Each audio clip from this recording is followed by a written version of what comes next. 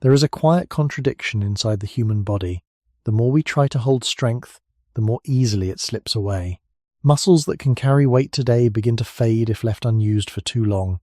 And even when we train them, they never seem to stay at their peak for long. This is not how many other animals live. Their strength often remains stable, shaped by constant necessity. But the human body seems to loosen its grip on strength, as if it was never meant to hold it permanently. Somewhere in our past, something changed, not suddenly, but slowly, across generations until strength became something we visit, not something we keep. So what happened along that long path of human history that made our strength so temporary? And why can't humans stay strong for long? There is a quiet assumption that strength, once built, should remain, as if the human body were a structure that simply needs time and effort to reach a stable form. But when we look more closely, that assumption begins to soften, because strength in the human body behaves less like a permanent state and more like a passing condition, something that appears when it is needed and gradually fades when it is not. And this pattern is not an error or a flaw, but something deeply rooted in how the body has been shaped over long stretches of human history. Far before tools, before cities, before any idea of training or fitness existed, in a time when survival depended not on holding peak strength at all moments, but on adjusting continuously to changing demands, where the environment itself shifted between scarcity and abundance, between movement and stillness, between effort and recovery.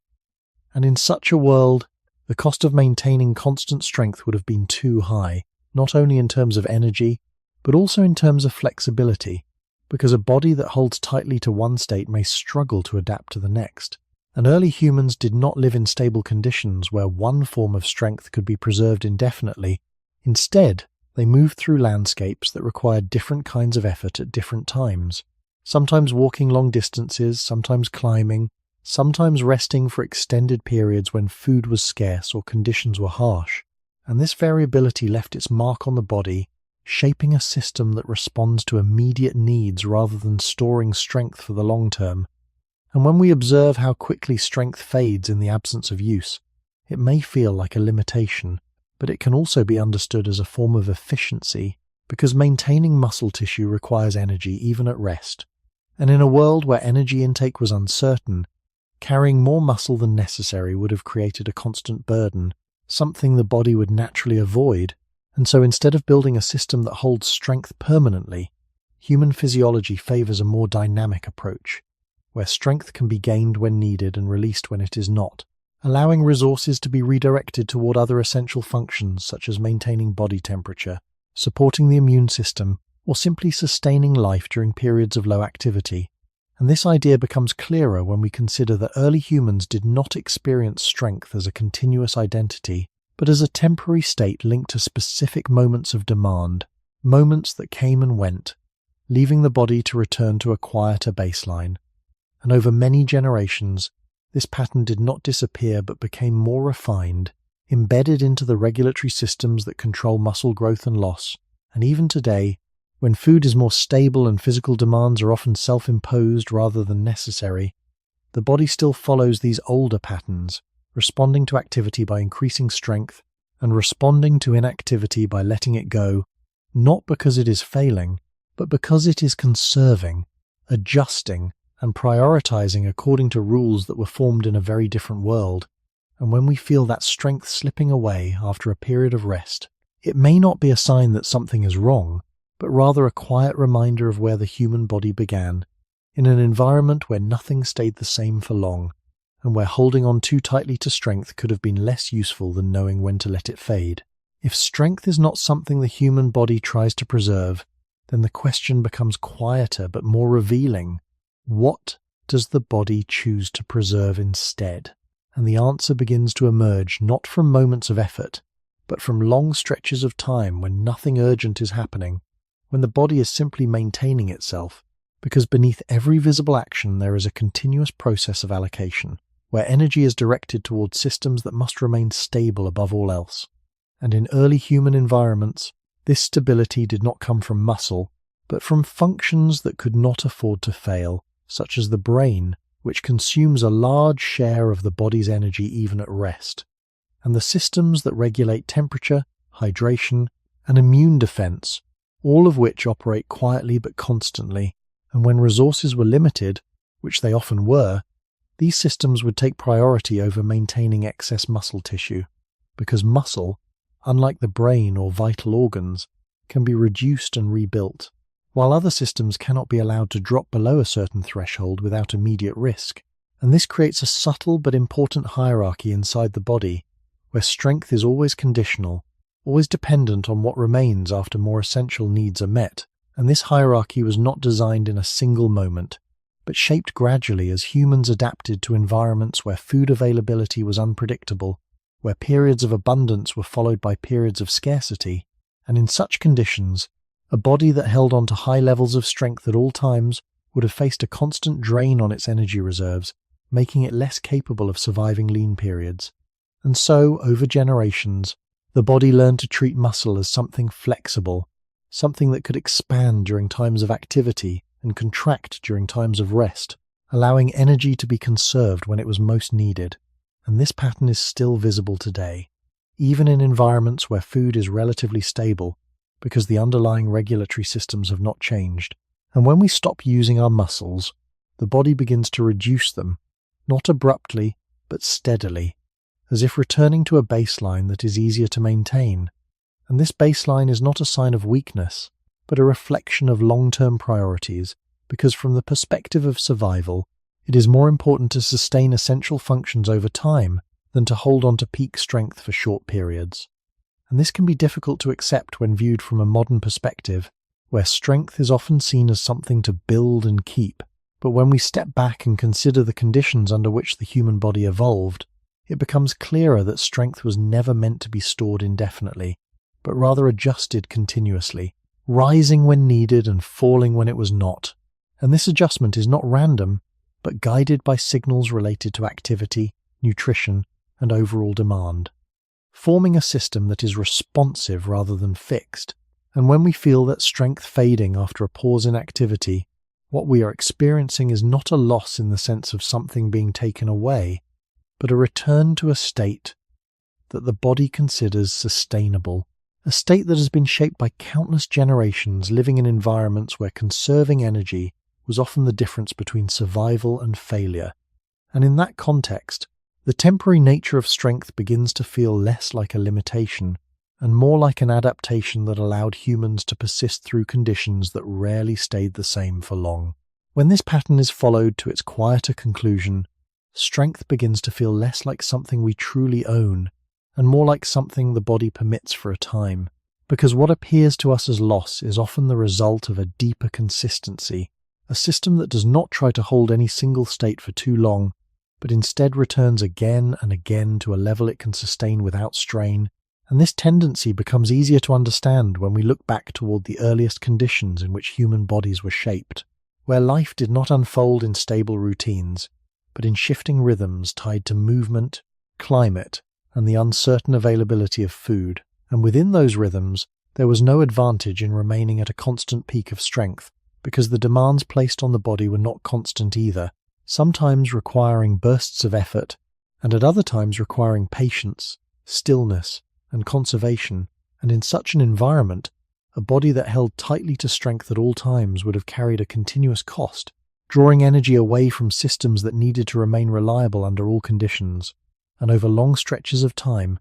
this pattern shaped a physiology that does not treat strength as a fixed state, but as something that rises and falls in response to changing needs. And this is why early humans did not experience strength as something to maintain, but as something that appeared when circumstances required it, emerging from activity, from movement, from necessity, and then slowly fading as those conditions changed. And when we imagine those earlier lives, not as constant struggle, but as a sequence of varying demands, it becomes clearer why the body would favor flexibility over permanence,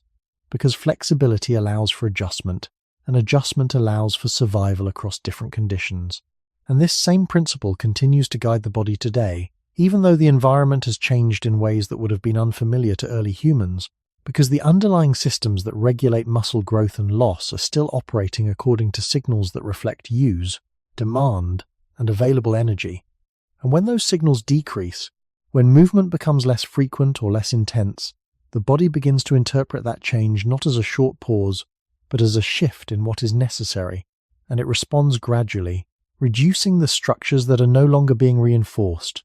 not out of neglect, but out of efficiency, and this gradual return to a lower baseline can feel like something is being lost, especially when viewed through a modern perspective that values maintaining peak performance, but from another perspective, it is simply the body returning to a state that it has always considered safe to maintain,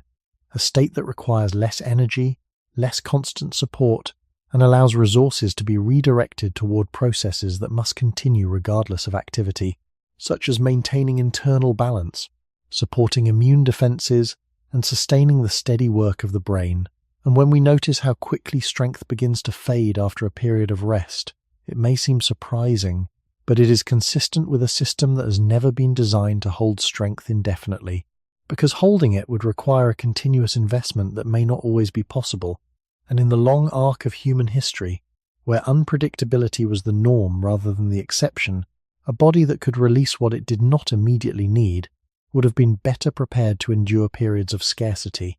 And so the cycle of gaining and losing strength, of building and then letting go, is not a sign of instability, but a reflection of a deeper form of stability, one that prioritizes adaptability over permanence. And when viewed in this way, the question of why humans cannot stay strong for long begins to change in meaning, because it is no longer about a failure to hold on to strength, but about a system that was shaped to move between states, guided by conditions that are always shifting, and in that movement, strength becomes something temporary by design, something that comes and goes as the body quietly adjusts to what is needed in each moment. If strength rises and falls depending on need, then beneath that movement there must be a quieter rule deciding how much energy the body is willing to spend at any given time.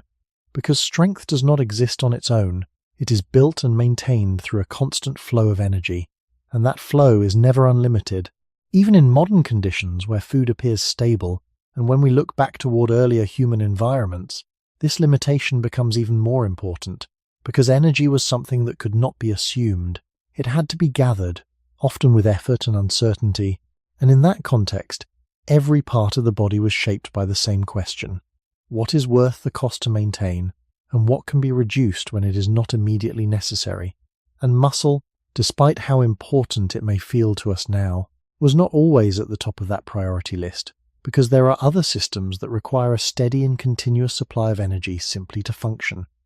And one of the most demanding among them is the brain, which remains active at all times, even during rest, even during sleep, quietly using a large portion of the body's available resources to process information, regulate internal states, and maintain awareness of the surrounding world. And alongside the brain are systems that manage temperature, circulation, and immune defense, all of which must operate without interruption, regardless of whether the body is active or still. And when energy becomes limited, these systems cannot be allowed to slow down significantly, because they are directly tied to survival, and so the body organizes itself in a way that protects them first,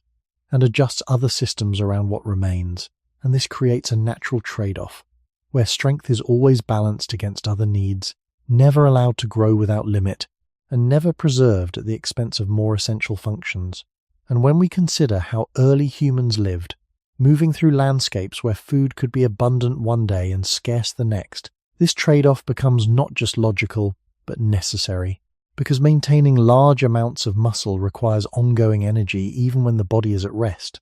and in times of scarcity, that energy would have to come from stored reserves, reducing the body's ability to endure longer periods without food. And over many generations, this pressure shaped a system that does not hold on to excess strength, but instead adjusts it according to what can be supported at the moment. And this adjustment is not dramatic or immediate, but gradual, guided by signals related to activity and availability of nutrients. And when those signals decrease, the body begins to scale back what it no longer needs to maintain, returning to a level that is easier to support over time. And this is why periods of inactivity often lead to a noticeable decline in strength, not because the body is failing to maintain it, but because it is reallocating energy towards systems that must remain stable regardless of external conditions. And even in modern life, where the environment has become more predictable, the internal logic of this system has not changed, because it was shaped under conditions where unpredictability was the norm and where efficiency and energy use could determine whether a person survived through difficult periods. And so what we experience today as the difficulty of holding on to strength is connected to a much older pattern, one in which the body continuously balances competing demands, favoring those that ensure immediate survival over those that can be rebuilt later. And when viewed in this way, the fading of strength becomes less mysterious, because it reflects a system that is always making decisions about where energy should go, quietly adjusting in the background, guided by priorities that were formed long before the modern world existed, and that still continue to shape how the body responds to effort, rest, and everything in between. If energy must be divided, then the way it is divided is not neutral, and over long periods of human history, that division has been shaped by pressures that favored reliability over intensity, because a body that could sustain essential functions across uncertain conditions would have been more likely to survive than one that could reach high levels of strength, but could not maintain them when resources became limited. And this preference for reliability can be seen in how the body responds not only to scarcity, but also to unpredictability, because it is not just the amount of energy that matters, but the difficulty of knowing when more will be available. And in early human environments, this uncertainty was constant, with food sources changing across seasons, across landscapes, and even across short distances. And under these conditions, the body developed a tendency to avoid long-term commitments of energy to any system that could be temporarily reduced without immediate risk. And muscle falls into that category, because while it is useful, it is not required at full capacity at all times. And so instead of preserving muscle mass at a high level, the body allows it to fluctuate, increasing when activity demands it and decreasing when it does not. And this fluctuation is guided by signals that reflect both movement and nutrition, creating a feedback loop where the presence of repeated effort encourages the body to invest in strength, while the absence of that effort leads to a gradual withdrawal of that investment. And this process is not abrupt but steady, almost quiet, as if the body is constantly recalculating what it can afford to maintain.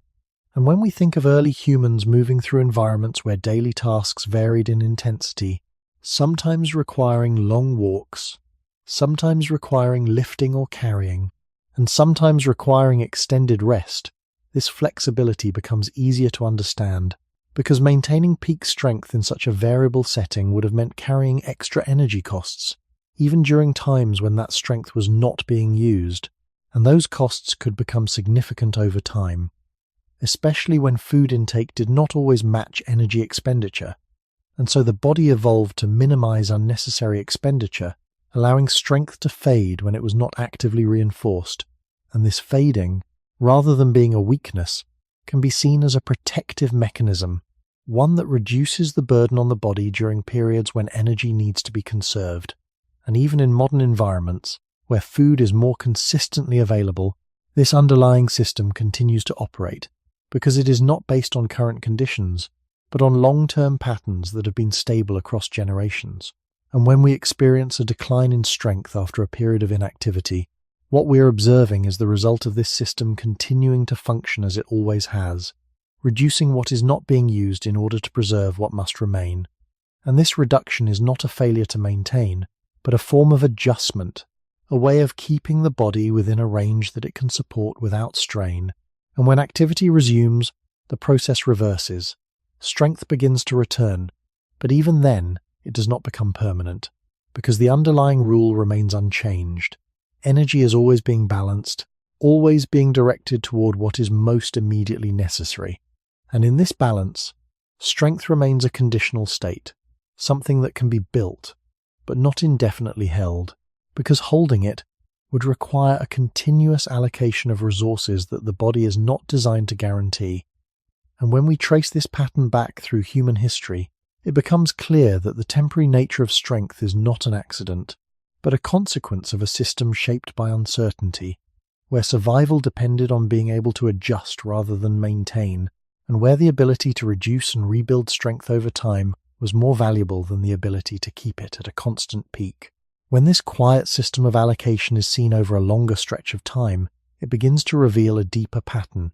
one in which the body is not simply reacting to the present moment, but carrying forward a memory of past conditions, shaping its decisions based on what has been repeatedly required across generations. And in that long memory, energy was rarely stable, rarely predictable, and rarely abundant for extended periods. And because of this, the body learned to favor strategies that would remain safe under a wide range of conditions, rather than those that would perform best only when resources were consistently high. And this is where the balance between strength and survival becomes most clear, because strength, while useful, is a costly state to maintain, requiring continuous support even when it is not being actively used. And in contrast, many of the body's essential systems operate at a baseline that must be protected regardless of external demands, creating a natural tension between what can be reduced and what must remain. And over time, this tension shaped a system that treats strength as something flexible, something that can be increased when signals of repeated effort are present, but also something that can be reduced when those signals fade, allowing energy to be redirected toward maintaining stability in other areas. And this redirection is not a conscious process, but a series of small adjustments happening continuously, guided by hormonal signals, nutrient availability, and patterns of use. And while these mechanisms operate at a level we do not directly perceive, their effects are familiar, seen in how the body responds to periods of training and rest, how strength improves with consistent demand and declines when that demand is removed. And this cycle, rather than being a limitation of the modern body, reflects a long-standing principle that has remained consistent even as human environments have changed. And when we imagine early humans navigating landscapes where effort was necessary but not constant, where periods of activity were followed by periods of recovery, and where the ability to endure scarcity was as important as the ability to perform work, this principle begins to make sense, because in such conditions, a body that could release excess strength when it was not needed would have conserved valuable energy, increasing the chances of surviving through times when resources were limited. And this conservation would not have meant weakness, but efficiency, a way of aligning the body's structure with what could be reliably supported. And even today, when the external pressures have shifted, the internal logic remains the same,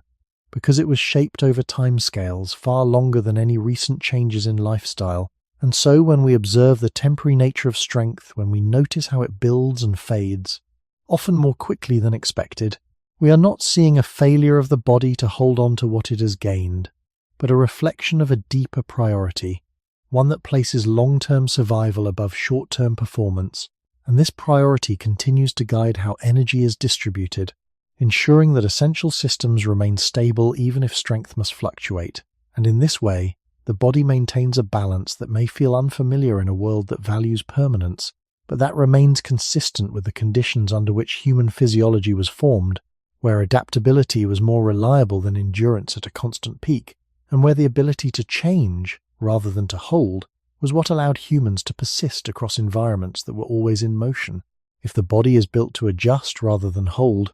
then the environments in which it evolved must have demanded that kind of flexibility, because no system develops in isolation. And when we look toward the earliest human landscapes, what begins to emerge is not a world of constant effort, but one defined by variation, where periods of movement were followed by periods of stillness, where the search for food did not follow a predictable rhythm, and where energy use rose and fell depending on what each day required. And within that pattern, strength was never something that needed to be sustained at its highest level for long stretches of time, because the demands placed on the body were not continuous in the way we might imagine today. Instead, they came in waves, shaped by distance, terrain, climate, and the presence or absence of resources. And in such a setting, a body that could move between states, becoming stronger when necessary and conserving energy when possible, would have been more effective than one that tried to maintain a constant peak. And this becomes clearer when we consider how early humans likely spent their time, not in constant exertion, but in a mixture of walking, carrying, resting, observing, and waiting, activities that vary in intensity and do not require sustained maximum strength. And during periods when food was scarce or conditions were harsh, extended rest may have been unavoidable, creating natural gaps in physical demand where maintaining high levels of muscle would have offered little advantage. And over many generations, These patterns would have shaped a body that expects fluctuation, one that interprets changes in activity not as interruptions, but as normal parts of a larger rhythm. And this rhythm is important, because it explains why the body does not resist the loss of strength when activity decreases, but instead follows that decrease as part of a familiar cycle, returning to a level that can be supported without unnecessary cost. And when activity increases again, the body responds by rebuilding, not instantly, but gradually, as if re-entering a state it recognizes rather than creating something entirely new. And this ability to move between states is not a weakness, but a form of alignment with environments that were rarely stable, where holding on to one condition for too long could become a disadvantage if circumstances changed. And even in modern life, where routines are more predictable and physical effort can be controlled and repeated, the body still operates according to these older patterns, responding to demand when it is present, and releasing what it no longer needs when it is not. And this is why strength often feels temporary,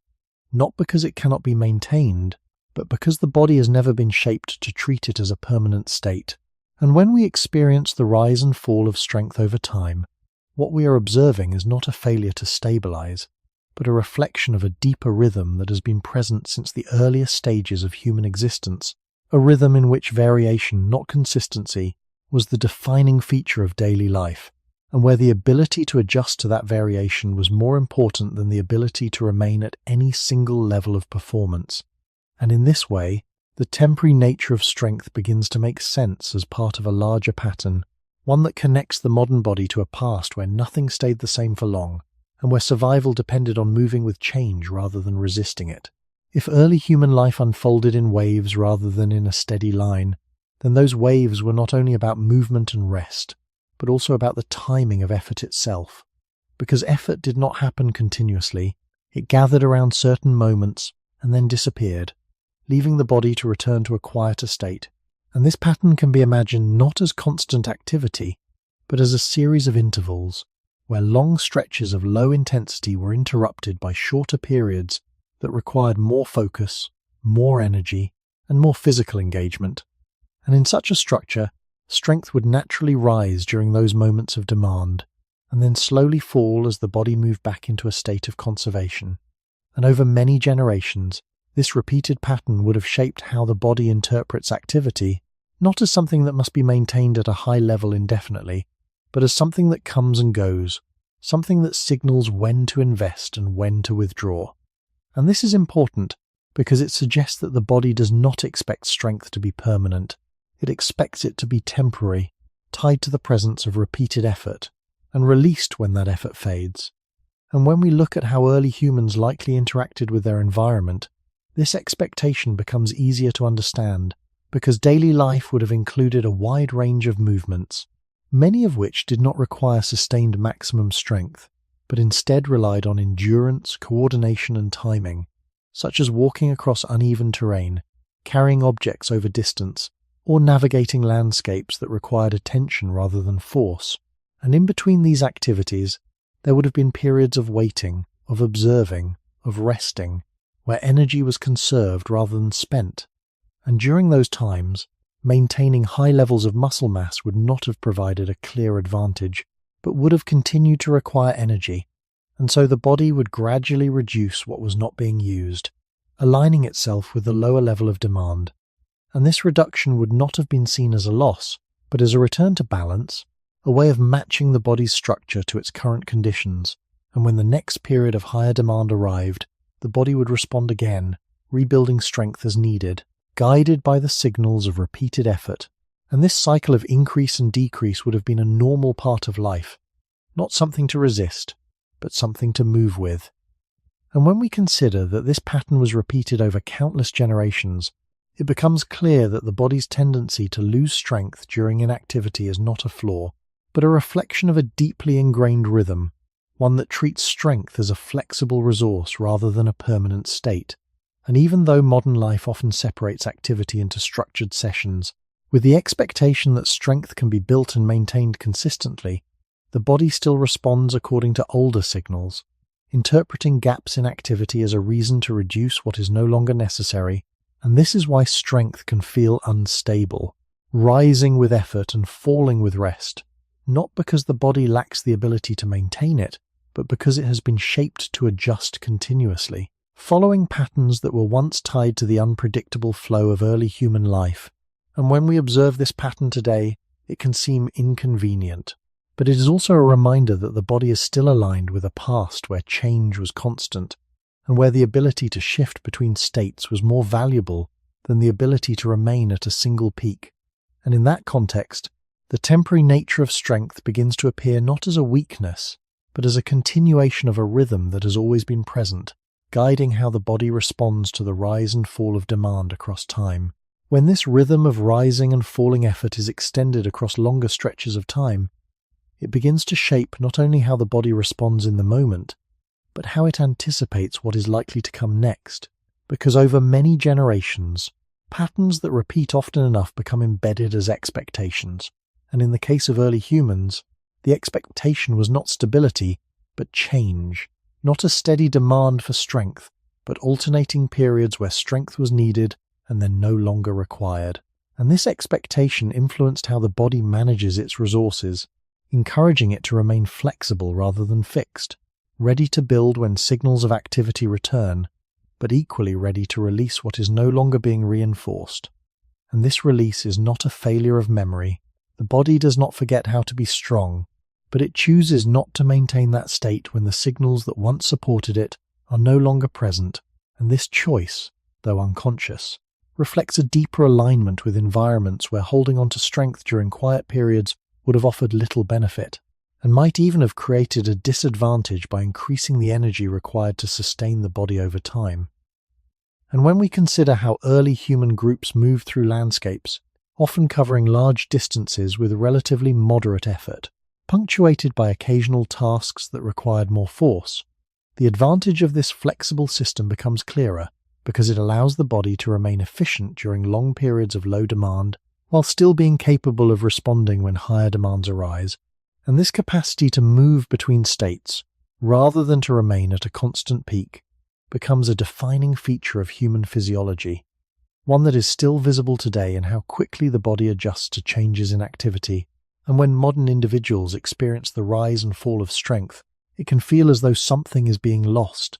as though the body is failing to hold on to what it has gained. But from another perspective, what is happening is a continuation of an older pattern, one that has been repeated so often that it has become part of the body's underlying logic. And this logic does not prioritize permanence. It prioritizes adaptability, because adaptability allows the body to respond to a wide range of conditions without carrying unnecessary costs. And when activity is present, strength increases. When it is absent, strength decreases. And this cycle is not an error, but a reflection of a system that has been shaped by environments where conditions were rarely stable, and where the ability to adjust was more reliable than the ability to maintain. And even though modern life has changed many aspects of how humans move and live, the body continues to follow these older rhythms, interpreting patterns of use and disuse in ways that reflect a much earlier world. And when we notice that strength does not stay for long, that it seems to fade even after it has been carefully built, what we are seeing is not a limitation in the sense of something missing, but a continuation of a pattern that has always been present, one in which strength is temporary because the conditions that once shaped it were temporary, and where the body learned, over time, that holding on too tightly to any single state was less useful than being able to move between them. And in this way, the temporary nature of strength becomes easier to understand as part of a larger rhythm, one that connects the present experience of the body to a past where change was constant, and where survival depended not on staying strong, but on knowing when strength was needed and when it could be allowed to fade. If strength is something the body allows only when it is needed, then the structure responsible for that strength must also follow the same rule, and this leads to a closer look at muscle itself, not as a fixed component, but as a living tissue that is constantly being built and broken down, even when no visible change is occurring, and this quiet turnover is not accidental. It is part of how the body maintains balance, because muscle is not simply stored once and kept indefinitely. It requires ongoing support, ongoing repair, and a steady supply of energy to remain at any given level. And when that support is no longer justified by repeated use, the body begins to shift the balance, allowing breakdown to exceed rebuilding, not suddenly, but gradually, in a way that can go unnoticed at first. And this gradual change reflects a deeper principle, one in which the body continuously evaluates whether a structure is still necessary, and muscle, unlike organs that must remain stable, is treated as something adjustable, something that can expand or contract depending on how often it is called upon.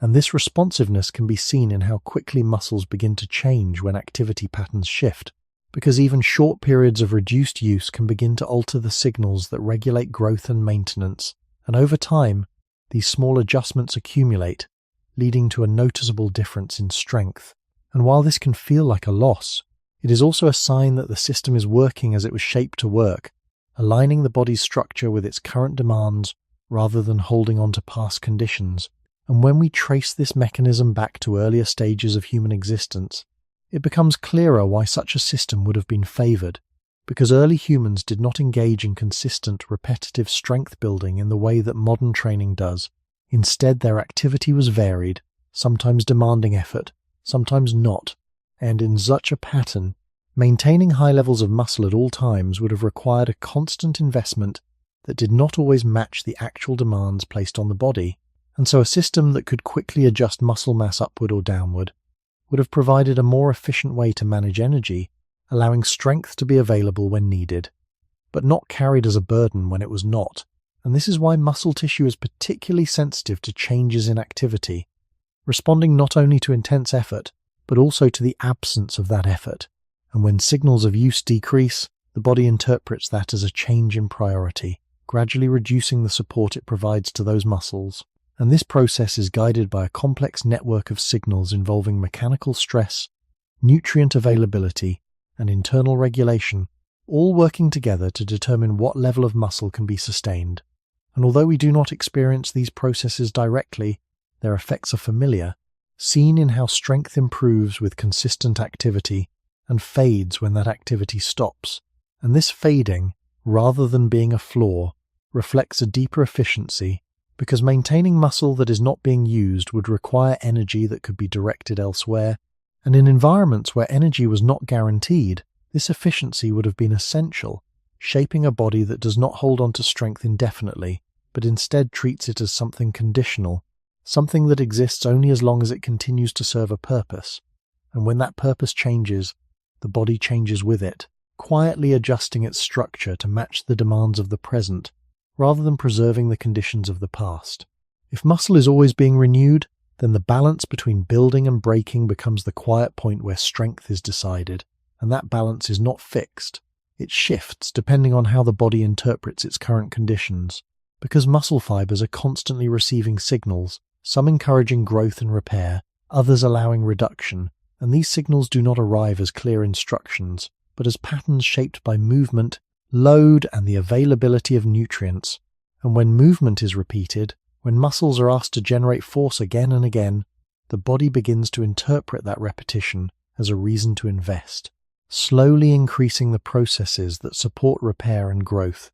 reinforcing the structures that are being used. But when that repetition fades, when the body no longer receives consistent signals of demand, the balance begins to move in the opposite direction, not abruptly, but with a steady, quiet shift, where the processes of breakdown begin to outpace those of rebuilding. And this shift does not require a long absence. It can begin with relatively short periods of reduced activity, because the system is designed to respond quickly, adjusting to what appears to be the new pattern. And this responsiveness is part of what makes human muscle adaptable, but it also explains why strength can feel difficult to maintain, because the body is not trying to hold a previous level. It is continuously updating its structure based on present signals, and when we consider how early humans lived, this kind of responsiveness becomes easier to understand, because their activity was rarely constant. It changed with the landscape, with the season, with the needs of the group, and under those conditions, a system that could quickly adjust would have been more efficient than one that resisted change, because it would allow the body to reduce unnecessary costs during periods of lower demand, while still being capable of rebuilding when higher demand returned.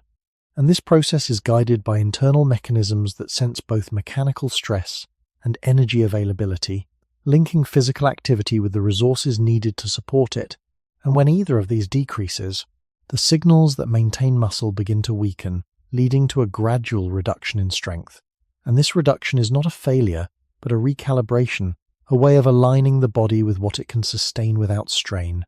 And even in modern environments, where activity can be structured and repeated over long periods, the same principles apply, because the underlying system has not changed. It still responds to patterns of use and disuse, strengthening when signals are consistent and reducing when they are not. And this is why maintaining strength requires ongoing reinforcement, not because the body forgets, but because it is always adjusting, always moving toward a balance that reflects current conditions rather than past effort. And when we notice how quickly strength begins to fade after activity stops, it may feel disproportionate, but it is consistent with a system that prioritizes efficiency, one that avoids maintaining structures that are not being actively supported. And when viewed in this way, the temporary nature of strength becomes less surprising, because it reflects a continuous process of evaluation, one in which the body is always asking, in its own quiet way, whether a certain level of muscle is still necessary, and if the answer begins to shift, the body shifts with it, reducing what it no longer needs to carry forward. When this balance between building and breaking is followed over time, it begins to reveal a deeper tendency, one in which the body does not simply react to change, but seems to lean gently toward reduction unless it is consistently guided in the opposite direction. And this tendency can feel surprising, because it suggests that maintaining strength requires more effort than losing it, as if the natural direction of the body is not toward holding, but toward releasing. And this becomes clearer when we consider that building muscle requires a coordinated set of conditions, repeated mechanical stress, sufficient nutrients, and a stable internal environment that allows repair to exceed breakdown, while losing muscle requires only the absence or reduction of those conditions, a quiet shift that does not demand action, but simply unfolds when signals of use become less frequent. And over long stretches of human history, this asymmetry would have had a practical advantage, because it allowed the body to reduce unnecessary costs without delay, conserving energy during periods when maintaining extra tissue would not have provided immediate benefit. And when we imagine early humans moving through environments where activity varied from day to day, where effort was not always repeated in the same way, this tendency toward reduction becomes easier to understand, because it ensures that the body does not carry more than it needs for longer than necessary. And this is especially important when energy intake is uncertain, because muscle, while useful, is metabolically active tissue that requires ongoing support, and reducing it when it is not being used allows the body to redirect resources towards systems that must remain stable, such as maintaining internal balance and supporting essential functions, and this redirection happens gradually, guided by internal signals that sense changes in activity and energy availability. And while these signals operate below conscious awareness, their effects are visible in how quickly the body begins to change when routines shift, and this change does not mean that strength is fragile in a negative sense, but that it is responsive, always linked to what the body perceives as necessary in the present moment. And even when modern life provides more stable access to food and allows for structured activity, the underlying tendency remains, because it was shaped under conditions where flexibility and efficiency were more valuable than permanence. And so the body continues to follow the same logic, maintaining strength only when it is consistently reinforced, and allowing it to fade when it is not because it cannot hold it, but because it is designed not to hold what is no longer required. And when we experience this fading, it can feel as though something is slipping away too easily. But from another perspective, it is simply the body returning to a state that it considers sustainable, a state that reduces unnecessary demand and preserves energy for what must continue. And in this way, the question of why humans cannot stay strong for long becomes less about limitation and more about direction, because the body is not drifting randomly. It is moving along a path shaped by long-term pressures, one that gently favors release over retention, adjustment over stability, and in that movement, strength remains temporary, not because it is weak, but because the system that supports it is always asking whether it is still needed. And when the answer begins to change, even slightly, the body follows that change, quietly and consistently, as it has done across the long span of human existence. If the body tends to release strength when it is no longer reinforced, then there must be a reason why holding on to that strength is not always worth the cost. And this reason becomes clearer when we consider what it actually means for the body to remain strong over time, because strength is not only about the ability to produce force, it is also about maintaining a larger amount of tissue that requires continuous support. And that support comes in the form of energy, nutrients, and internal regulation, all of which must be sustained even when the body is at rest. And when we imagine early human environments, where food was not guaranteed and where periods of scarcity were common, the cost of maintaining excess muscle begins to take on a different meaning, because every additional unit of muscle would have required a steady flow of energy, not just during moments of effort, but throughout the day and night.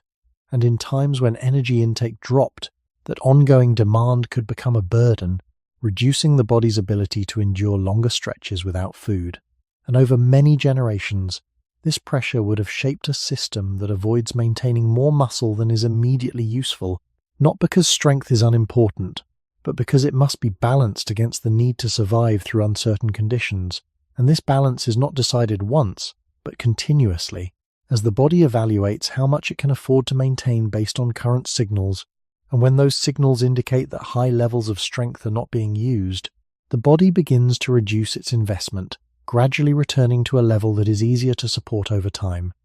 And this process reflects a deeper principle, one in which the body prioritizes sustainability over peak performance, choosing a state that can be maintained across a wide range of conditions, rather than one that is optimal only under specific circumstances. And when we think about early humans moving through environments where demands could change quickly, where a day of intense activity might be followed by days of lower effort, this preference for sustainability becomes essential, because a body that held on to maximum strength at all times would have carried a constant cost, even during periods when that strength was not being used. And that cost could reduce the margin of safety during times of scarcity. And so instead of preserving strength indefinitely, the body allows it to fluctuate, increasing when necessary and decreasing when it is not, aligning itself with what can be supported rather than what could be achieved at a peak.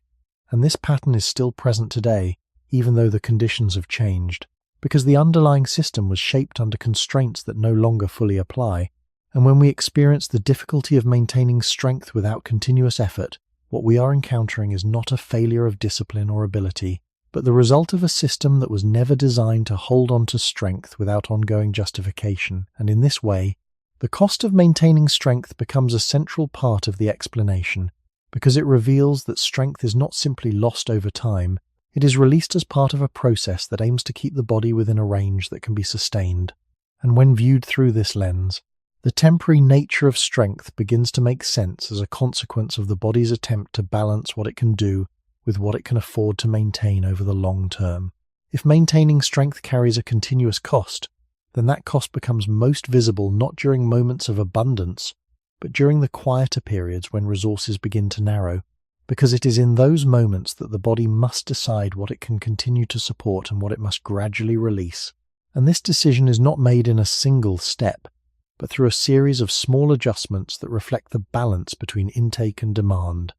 And when that balance begins to shift toward conservation, the body does not reduce everything equally.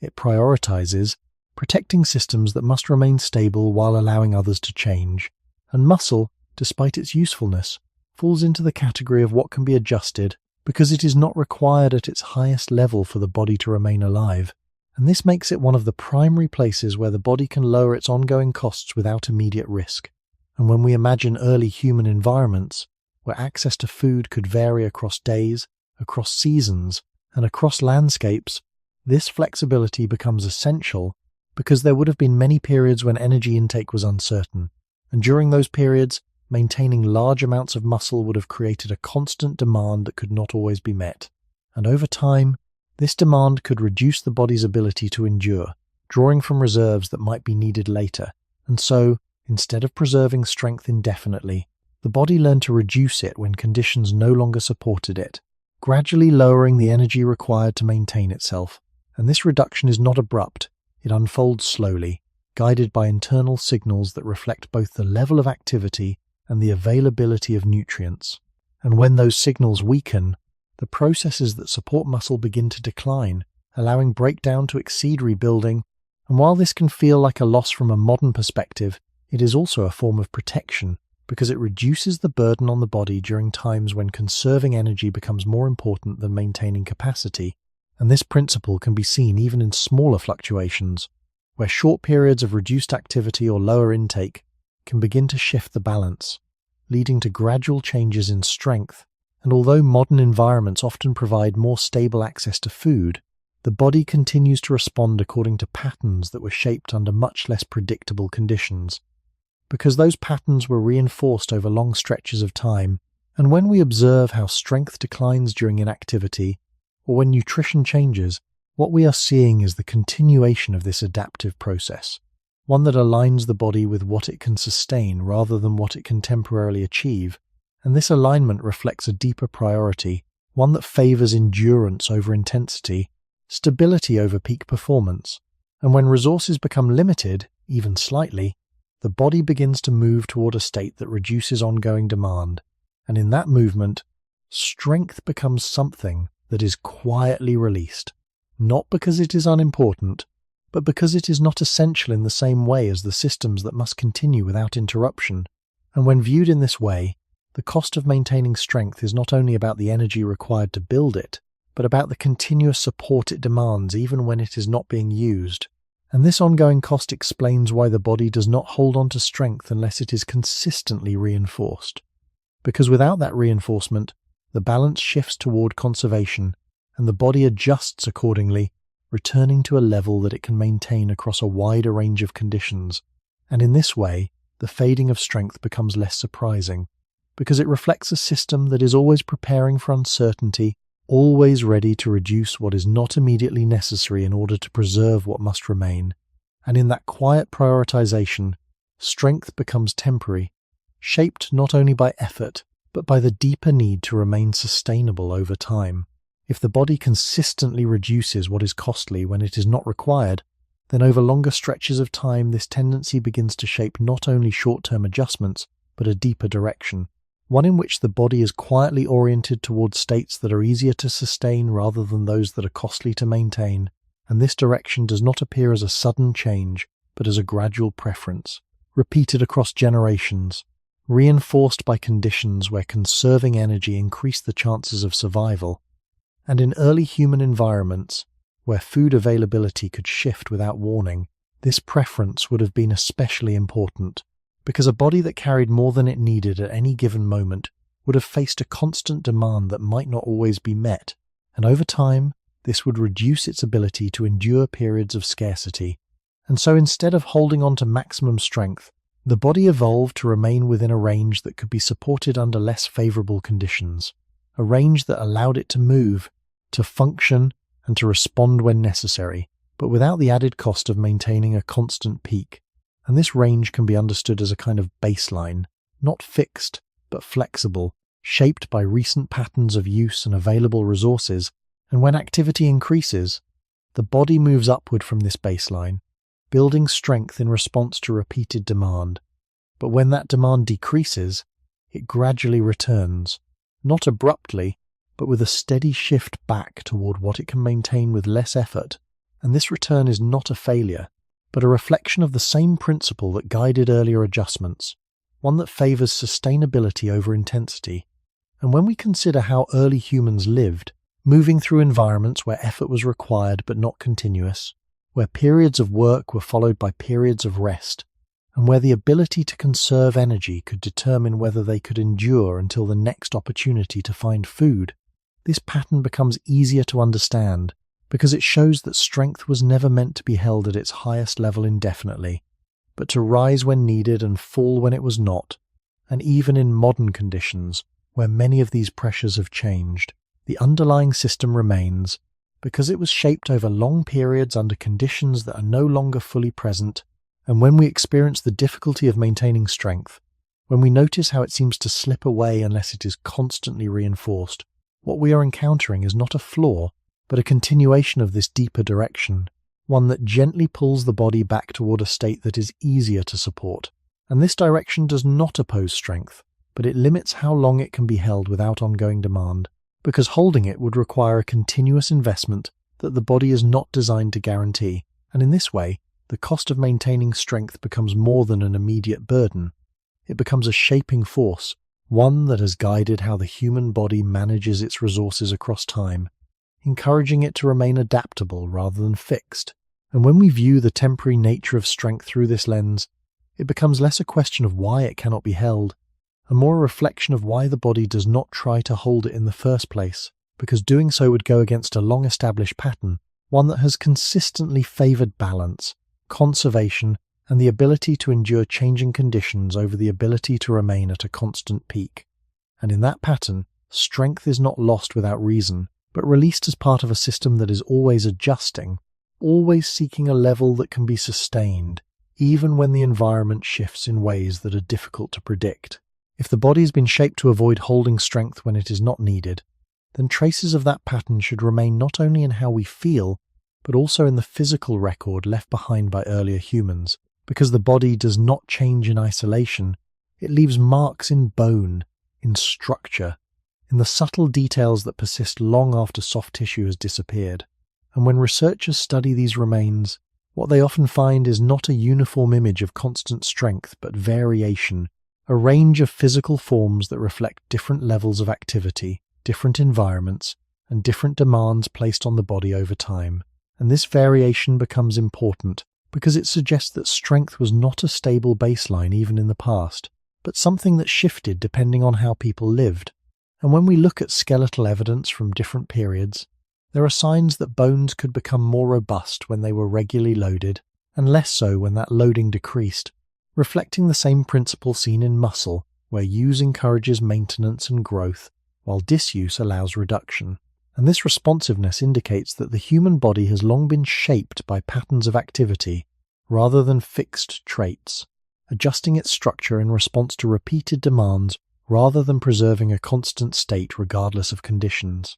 And when we imagine early human groups moving across varied landscapes, sometimes covering long distances, sometimes remaining in one place, sometimes engaging in tasks that required more force, and at other times conserving energy, this variability would have been reflected in their bodies, not as a single level of strength, but as a spectrum, where different individuals, and even the same individual over time,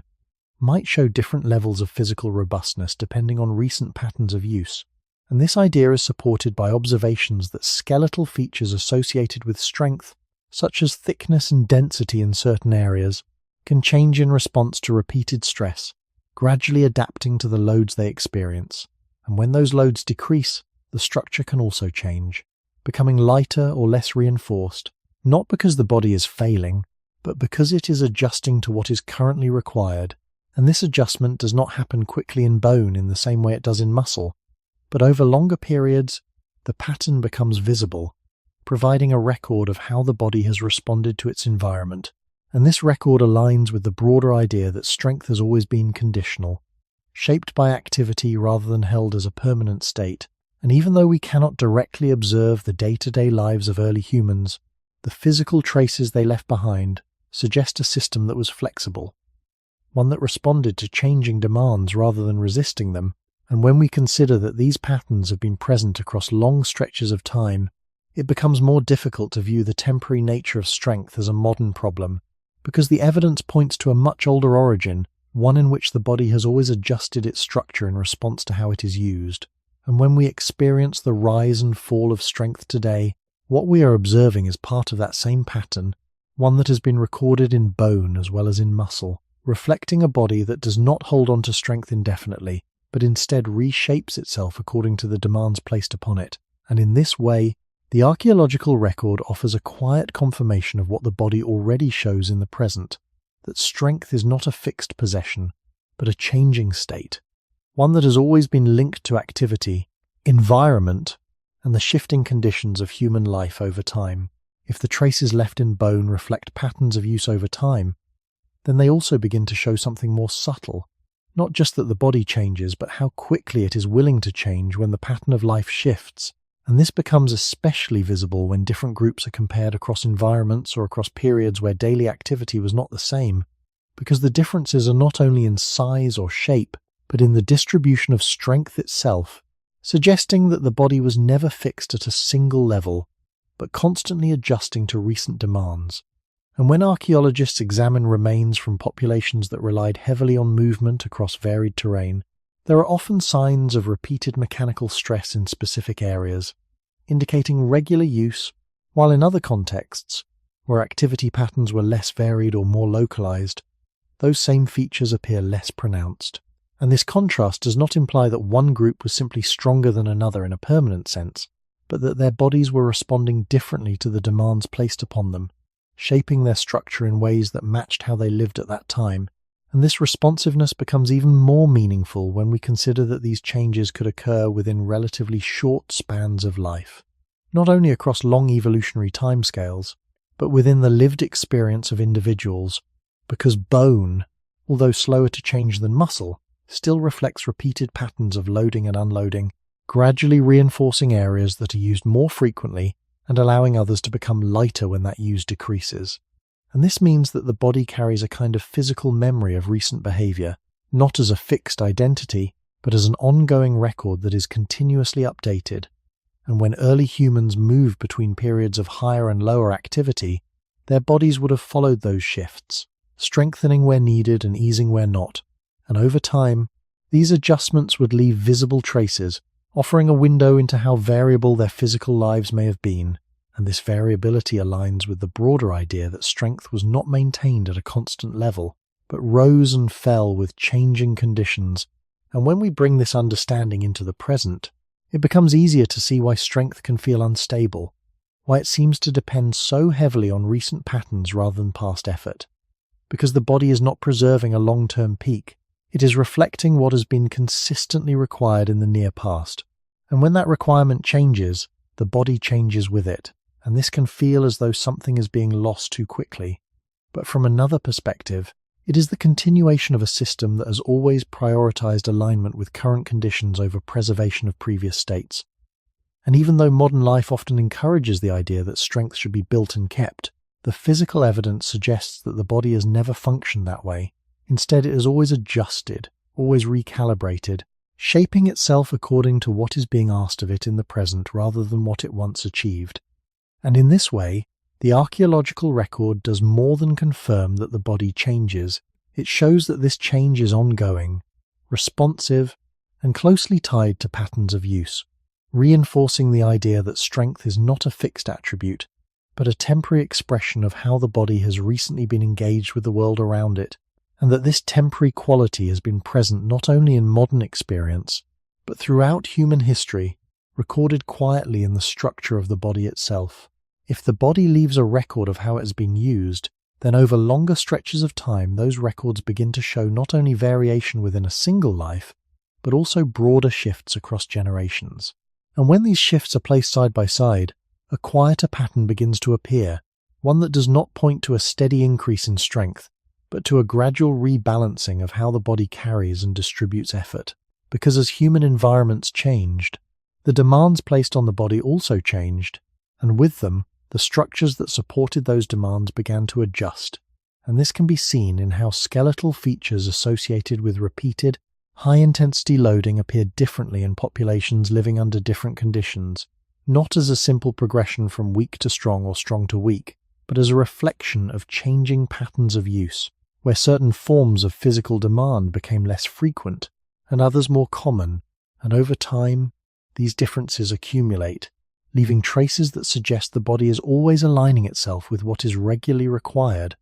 rather than preserving capacities that are no longer needed. And this becomes especially meaningful when we consider transitions in human history where ways of living shifted, where movement patterns changed, where the types of tasks performed each day became more consistent or more localized. Because in those transitions, the body did not resist change, it followed it, gradually reshaping itself in response to the new patterns. And this reshaping did not require a complete redesign, but small continuous adjustments that, over generations, became visible in the archaeological record. And these adjustments suggest that the body has never been fixed at a single level of strength, but has always moved within a range defined by its environment. And when we compare this long-term pattern to modern expectations, where strength is often seen as something to build and hold, the contrast becomes clearer because the evidence does not support the idea of a stable peak that can be maintained indefinitely. Instead, it points to a system that is constantly recalibrating, guided by what is used, what is needed, and what can be supported over time. And this recalibration does not happen with intention, but through processes that operate quietly, responding to repeated signals of use and disuse, gradually shaping the body in ways that reflect its current context. And even though modern life has introduced new forms of stability, the underlying system has not changed, because it was shaped under conditions where stability was rare. And when we observe the temporary nature of strength today, when we notice how it rises and falls depending on activity, what we are seeing is not a modern problem, but a continuation of a long-standing pattern, one that has been present across different environments and different periods, recorded in the physical structure of the body itself. And in this way, the archaeological record does not simply show that strength changes. It shows that change is the default, that the body is always adjusting, always moving toward what is currently required rather than holding on to what was once achieved. And when viewed across the long arc of human history, this pattern becomes consistent, suggesting that the inability to stay strong for long is not a recent development, but part of a deeper design, one that has always favored adaptability over permanence, and that continues to shape how the body responds to the shifting demands of life, both in the past and in the present. If the body has always adjusted itself to match the demands of its environment, then moments when the environment itself changed on a larger scale would have quietly redirected that adjustment, not all at once, but gradually, over many generations. And one of those moments can be traced to the end of the last ice age, when climates began to shift toward more stable patterns, glaciers retreated, and landscapes that had once been harsh and unpredictable slowly gave way to conditions that, in many regions, allowed for more consistent access to resources. And this shift did not create an immediate transformation in how humans lived, but it altered the rhythm of daily life in subtle ways, reducing some of the extremes that had once defined movement. And with that reduction, the demands placed on the body also began to change, not disappearing, but becoming less variable, less driven by sudden scarcity, and more shaped by environments that could support longer periods of relative stability. And in such conditions, the body no longer needed to prepare for the same level of unpredictability that had once made constant readiness for intense effort more valuable. And over time, this change in context began to influence how strength was used and maintained, because when the environment becomes more predictable, the need for sudden peaks of physical demand may decrease. And with that decrease, the signals that encourage the body to build and sustain higher levels of strength also become less frequent. And this does not mean that early humans after the Ice Age became inactive, but that the pattern of their activity began to shift, becoming more regular in some ways, less tied to extreme fluctuations. And as these patterns repeated across generations, the body continued to follow its underlying rule, adjusting to what was most consistently required rather than holding on to what was no longer necessary. And this adjustment would not have been visible as a clear change from one moment to the next, but as a gradual rebalancing, where the baseline level of strength reflected the new environment rather than the old. And this idea becomes more meaningful when we consider that the body does not aim for a fixed ideal. It aims for a level that can be sustained within current conditions. And when those conditions change, the target shifts as well. And even though the end of the Ice Age did not create a single uniform way of living for all human groups, it introduced a broader trend toward environments that, in many places, supported more consistent patterns of life. And within those patterns, the need to maintain strength at higher levels without interruption became less central. And so the body, following the same principles it had always followed, adjusted again, not by losing its capacity for strength, but by reducing how often that capacity needed to be held at its peak. And when we look at the present, where strength often feels temporary and difficult to maintain, this long-term shift begins to offer a quiet context, suggesting that part of what we experience today is connected not only to immediate behavior, but to deeper changes in how human environments have evolved over time. And in this way, The question of why humans cannot stay strong for long becomes linked not only to the internal logic of the body, but also to the broader history of the world in which that body has lived. A history in which stability gradually replaced extremes, and in which the body responded by adjusting its expectations, its priorities, and the way it manages the balance between strength and sustainability. As climate settled into more predictable patterns after the Ice Age, the change did not remove the need for effort, but it began to smooth the sharp edges of daily survival. And this smoothing had a quiet effect on how often the body was pushed to its limits, because in earlier conditions, periods of scarcity could force sudden, intense movement in search of food or safer ground, while periods of abundance might allow rest, creating a wide range of demands. But as environments became more stable in many regions, resources could be found with less extreme variation, and the rhythm of activity began to shift toward patterns that were more regular, less dependent on abrupt changes, and within those patterns, the signals that once drove the body to build and hold higher levels of strength became less frequent, not disappearing entirely, but appearing in a more consistent and moderate form. And when these patterns repeated across generations, the body continued to follow its underlying rule, aligning itself with what was most often required rather than what was only occasionally necessary. And this alignment meant that maintaining peak strength at all times was no longer supported by the same level of repeated demand, and without that demand, the body gradually adjusted its baseline, not because it lost the ability to become strong, but because it no longer received the same consistent signals to remain at that level. And this process can be understood not as a decline, but as a rebalancing, where the body moves toward a state that matches the new environment, one that is easier to sustain across time. And when we imagine early human groups adapting to landscapes that allowed for more predictable movement and resource gathering, it becomes easier to see how this rebalancing would occur, because daily life would still involve effort, but that effort would be distributed more evenly, without the same extremes that once required sudden increases in strength. And in such a context, the body would still respond to activity, building strength when needed, but it would not maintain that strength at its highest level unless the signals remained constant. And when those signals became more moderate, the body's response would also become more moderate, settling into a range that reflected the new pattern of life. And this range would not be fixed, but flexible, continuing to adjust as conditions changed, but always guided by the same principle, to match what is required without carrying unnecessary cost. And even though modern life has moved far beyond the conditions of the Ice Age, this deeper pattern remains, because it was shaped over long periods where gradual environmental changes influenced how the body managed its resources. And when we experience the temporary nature of strength today, when we notice how it rises with effort and fades when that effort becomes less intense or less frequent, we are seeing the continuation of this long adjustment, one that began not in recent history, but in earlier shifts that altered the balance between demand and sustainability. And in this way, the body's response to strength becomes connected not only to immediate behavior, but to a broader timeline, where changes in the environment gradually reshaped how often strength was needed, and therefore how often it was maintained, leading to a system that no longer holds strength as a constant, but treats it as something that appears when conditions call for it and recedes when they do not, following a pattern that has been quietly evolving across generations.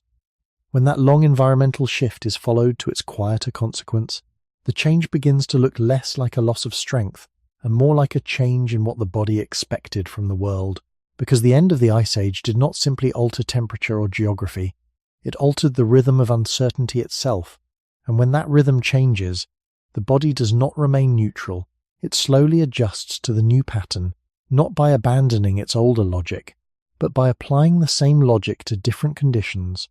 And this matters because a body shaped under harsher and less predictable environments would have benefited from responding quickly to extreme demands, while a body living in somewhat more stable conditions would benefit more from settling into a form that could be sustained with less cost over time.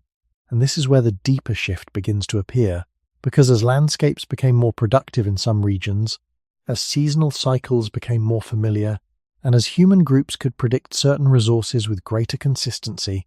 the body was no longer being called into the same relationship with uncertainty that had shaped earlier rhythms of effort, and over many generations, that change would not need to produce a dramatic transformation to matter. It would only need to slightly reduce how often extreme readiness was useful, and once that happened, the same mechanisms that had always adjusted strength to demand would begin to settle at a somewhat lower expectation.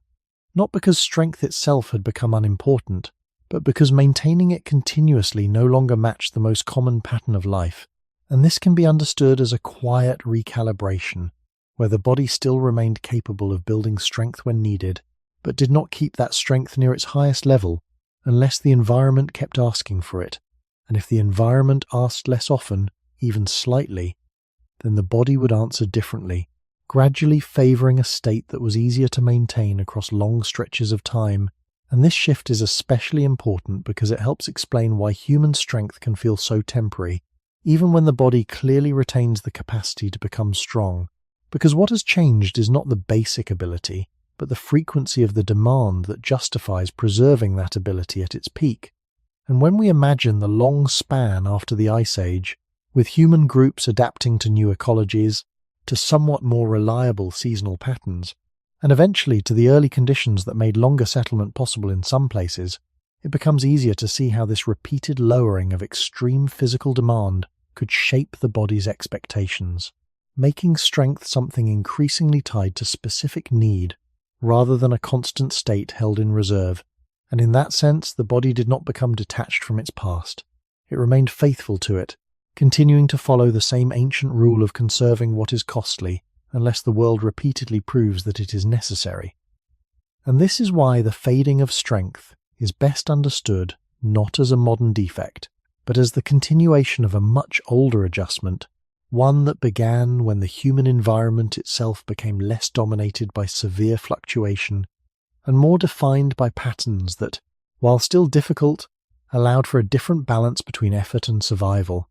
And once that balance changed, even a little, the body had reason to change with it, returning more readily to a sustainable baseline after periods of exertion, releasing costly capacity when it was no longer being reinforced by constant need. And when viewed this way, the question of why humans cannot stay strong for long begins to open into a larger historical picture, where the answer is not located in one moment or one failure, but in a slow reorientation between body and world. A reorientation in which the body learned that survival depended less on carrying continuous peak strength through every season, and more on remaining adjustable, efficient, and ready to build only when the environment truly demanded it again. If the shift after the Ice Age quietly changed how often strength was required, then another, more gradual transition began to shape how strength was used at all, because as some human groups moved toward forms of early agriculture, the structure of daily life began to change in a different way, not through sudden extremes, but through repetition. And this repetition altered the pattern of effort itself, because instead of varied movement across changing landscapes, activity became more localized, more tied to specific places, and more focused on tasks that were repeated over time, such as tending soil, carrying water, or working within a limited area. And while these tasks still required energy and physical engagement, they did not always demand the same kind of peak strength that earlier, more variable environments might have required. And over many generations, this shift toward repeated, moderate activity created a different set of signals for the body, ones that encouraged endurance, consistency, and efficiency rather than frequent bursts of maximum force. And this distinction is important, because the body responds not only to how much effort is required, but to the type and pattern of that effort. And when the pattern changes, the body adjusts accordingly, reinforcing what is used most often and allowing other capacities to become less emphasized. And in this case, the repeated nature of early agricultural tasks would have provided steady signals for maintaining a certain level of physical capability, but not necessarily the signals needed to sustain high levels of peak strength. And as these patterns became more common in certain regions, the body continued to follow its underlying rule, aligning itself with what was regularly required rather than preserving what was only occasionally needed. And this alignment did not remove the ability to become strong, but it changed how often that ability was maintained at its highest level, because without frequent signals of intense demand, the body would gradually return to a more moderate baseline one that could be supported across long periods without excessive cost. And this baseline would reflect the new rhythm of life, where effort was present but less varied, more predictable, and more evenly distributed. And when we imagine early communities beginning to remain in one place for longer periods, working the same land, repeating similar movements day after day, it becomes easier to see how this steady pattern could shape the body differently from the earlier cycles of movement and rest. Because repetition encourages stability, but it also reduces the need for rapid adjustment to extreme demands. And over time, this could contribute to a subtle shift in how strength was experienced, making it less about reaching peaks and more about sustaining a consistent level of function. And even though not all human groups adopted agriculture at the same time or in the same way, the broader trend toward more settled patterns of life introduced new forms of physical demand that differed from earlier conditions. And within those new patterns, the body continued to adapt, responding to what was most often required rather than what had once been necessary in a different environment. And when we look at the present, where strength often feels temporary and tied closely to active reinforcement, this long transition begins to offer another layer of context, suggesting that the way strength rises and falls is connected not only to immediate behavior, but also to historical changes in how human activity has been structured. And in this way, the move toward early agriculture becomes part of the larger story, one in which the body continues to follow the same principle of adjustment, but applies it to a new pattern of life, gradually shaping how strength is built, maintained, and allowed to fade over time. As daily life became more tied to cultivated land, the body was not freed from work, but introduced to a different kind of work, one that repeated itself with a steadiness earlier human life had often lacked. And this steadiness matters because repetition does not place the same demand on the body as variation, even when it remains physically tiring. Since repeated agricultural tasks such as digging, carrying, bending, grinding, clearing, and walking the same limited routes over and over again create a rhythm of effort that is sustained but narrow, and over time the body becomes shaped by that rhythm, reinforcing what it must do often while releasing what it is no longer asked to do regularly. And this helps explain why the transition toward farming did not necessarily make people inactive, but could still reduce how often the body maintained broader forms of strength. Because a life built around repeated labor can produce endurance, tolerance for routine strain, and local adaptation in certain muscles or joints, yet still provide fewer signals for preserving the wider, more flexible physical readiness that comes from moving across unpredictable terrain and responding to constantly changing tasks. And when effort is repeated in similar patterns day after day, the body learns that pattern and invests in what is useful for it. But that same investment can narrow the range of capacities it chooses to maintain at a high level. And this narrowing is quiet, because it does not feel like a dramatic loss. It feels more like settling into a certain kind of body, a body suited to recurring demands rather than broad readiness. And when we look back toward the earlier human past,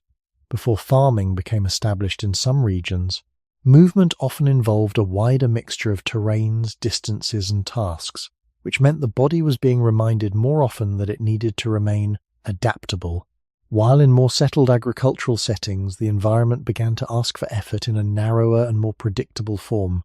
And once that happened across seasons and generations, the body had reason to respond differently, preserving enough strength to meet daily labor, but not holding on to forms of strength that were costly to maintain and no longer reinforced by constant variety. And this is important because it shifts the question away from whether agricultural people worked hard, since many clearly did, and toward what kind of strength their work asked them to keep, because hard work and broad physical strength are not always the same thing. And the body does not respond to effort in the abstract. It responds to the structure of effort, to whether movement is varied or repetitive, sudden or even spread across a landscape or confined to the same place. And as human life became more rooted, the body's signals became more rooted too, gradually favoring capacities that matched the new pattern, while allowing other, less used capacities to drift downward. And this would have happened not because the body had become weaker in an absolute sense, but because it was continuing the same ancient habit of matching its cost to its need, investing where repetition proved necessity, and withholding investment where necessity no longer returned often enough. And even today this logic remains familiar, because someone can work very hard in a narrow range of motions and still not maintain the same overall strength that comes from broader physical demand, and that modern experience helps illuminate what may have been happening in earlier settled lives, where effort remained real, but its pattern became more contained, more regular, and therefore less likely to keep the whole body near a broad peak of strength. And in that sense, agriculture did not simply reduce movement, it reorganized movement. And by reorganizing it, it changed the signals that told the body what kind of strength was worth keeping, and once those signals changed, the body followed them as it always had, returning after each day of labor, not to a condition of general peak readiness, but to a more sustainable form, shaped by repetition, local demand, and the long, quiet preference for conserving what is not continuously required. And this is one reason why the human body can work hard for long periods and still struggle to stay broadly strong for long, because the pattern of life may be sustaining effort without sustaining the full range of signals that keep strength widely and durably in place. When that agricultural pattern is followed across longer stretches of time, the change begins to look deeper than a difference in daily labor, because repetition does not only shape what the body does each day, it gradually shapes what the body expects to keep. And once effort becomes regular in a narrower form, the body no longer needs to preserve the same wide readiness that earlier, more variable conditions may have favored. And this is where the transition becomes especially important for the question of why humans cannot stay strong for long. Because the issue is not simply that people moved less, but that the body was being taught a different lesson about what kind of strength was worth the cost of maintaining. And in earlier environments, where movement varied across terrain, distance, weather, and opportunity, the body was often reminded that it had to remain broadly adaptable, able to respond to different demands without much warning. But once life became tied more closely to cultivated land, repeated tools, repeated tasks, and repeated spaces, the message changed, and the body began to receive more stable but narrower signals. Signals that supported continued work, but did not as often justify the expense of holding on to broader physical capacity at a high level. And over generations, this matters because the body does not simply react to single episodes of effort. It settles around what life most often asks of it. And if life asks repeatedly for the same kinds of labor, then the body becomes more specialized in how it distributes its resources, preserving what is consistently useful and releasing what has become less necessary. And this does not mean that farming communities were physically weak, because many would have endured demanding labor, but it does suggest that the form of strength being maintained was increasingly shaped by routine rather than by wide variability. And routine has a quiet, narrowing effect, because it rewards efficiency in repeated motions more than readiness for a broad range of sudden demands. And when that pattern continues across years and then across generations, the baseline the body returns to after effort begins to reflect that narrow world, not a world without work, but a world where work has become more predictable, more localized, and less likely to reinforce the full spread of capacities that once had clearer survival value. And this is why the move toward agriculture can be understood as more than an economic or cultural transition. It was also a biological conversation between the body and a new pattern of life, one in which the body kept asking what was truly necessary to sustain, and receiving an answer that was increasingly shaped by repetition, seasonality, and place. And once that answer settled in, the body had less reason to keep broad strength near its upper range unless unusual demands returned often enough to justify it. And even in modern life, this older logic still feels familiar, because people can remain busy, tired, and physically occupied without maintaining the kind of general strength that feels durable and wide. And that is because effort alone is not the whole story. The structure of effort matters, the diversity of movement matters, the unpredictability of demand matters, and when those become reduced, the body follows the pattern by narrowing what it maintains, returning again and again to what is sustainable rather than what is expansive. And in that sense, agriculture helped deepen an older tendency already present in the human body,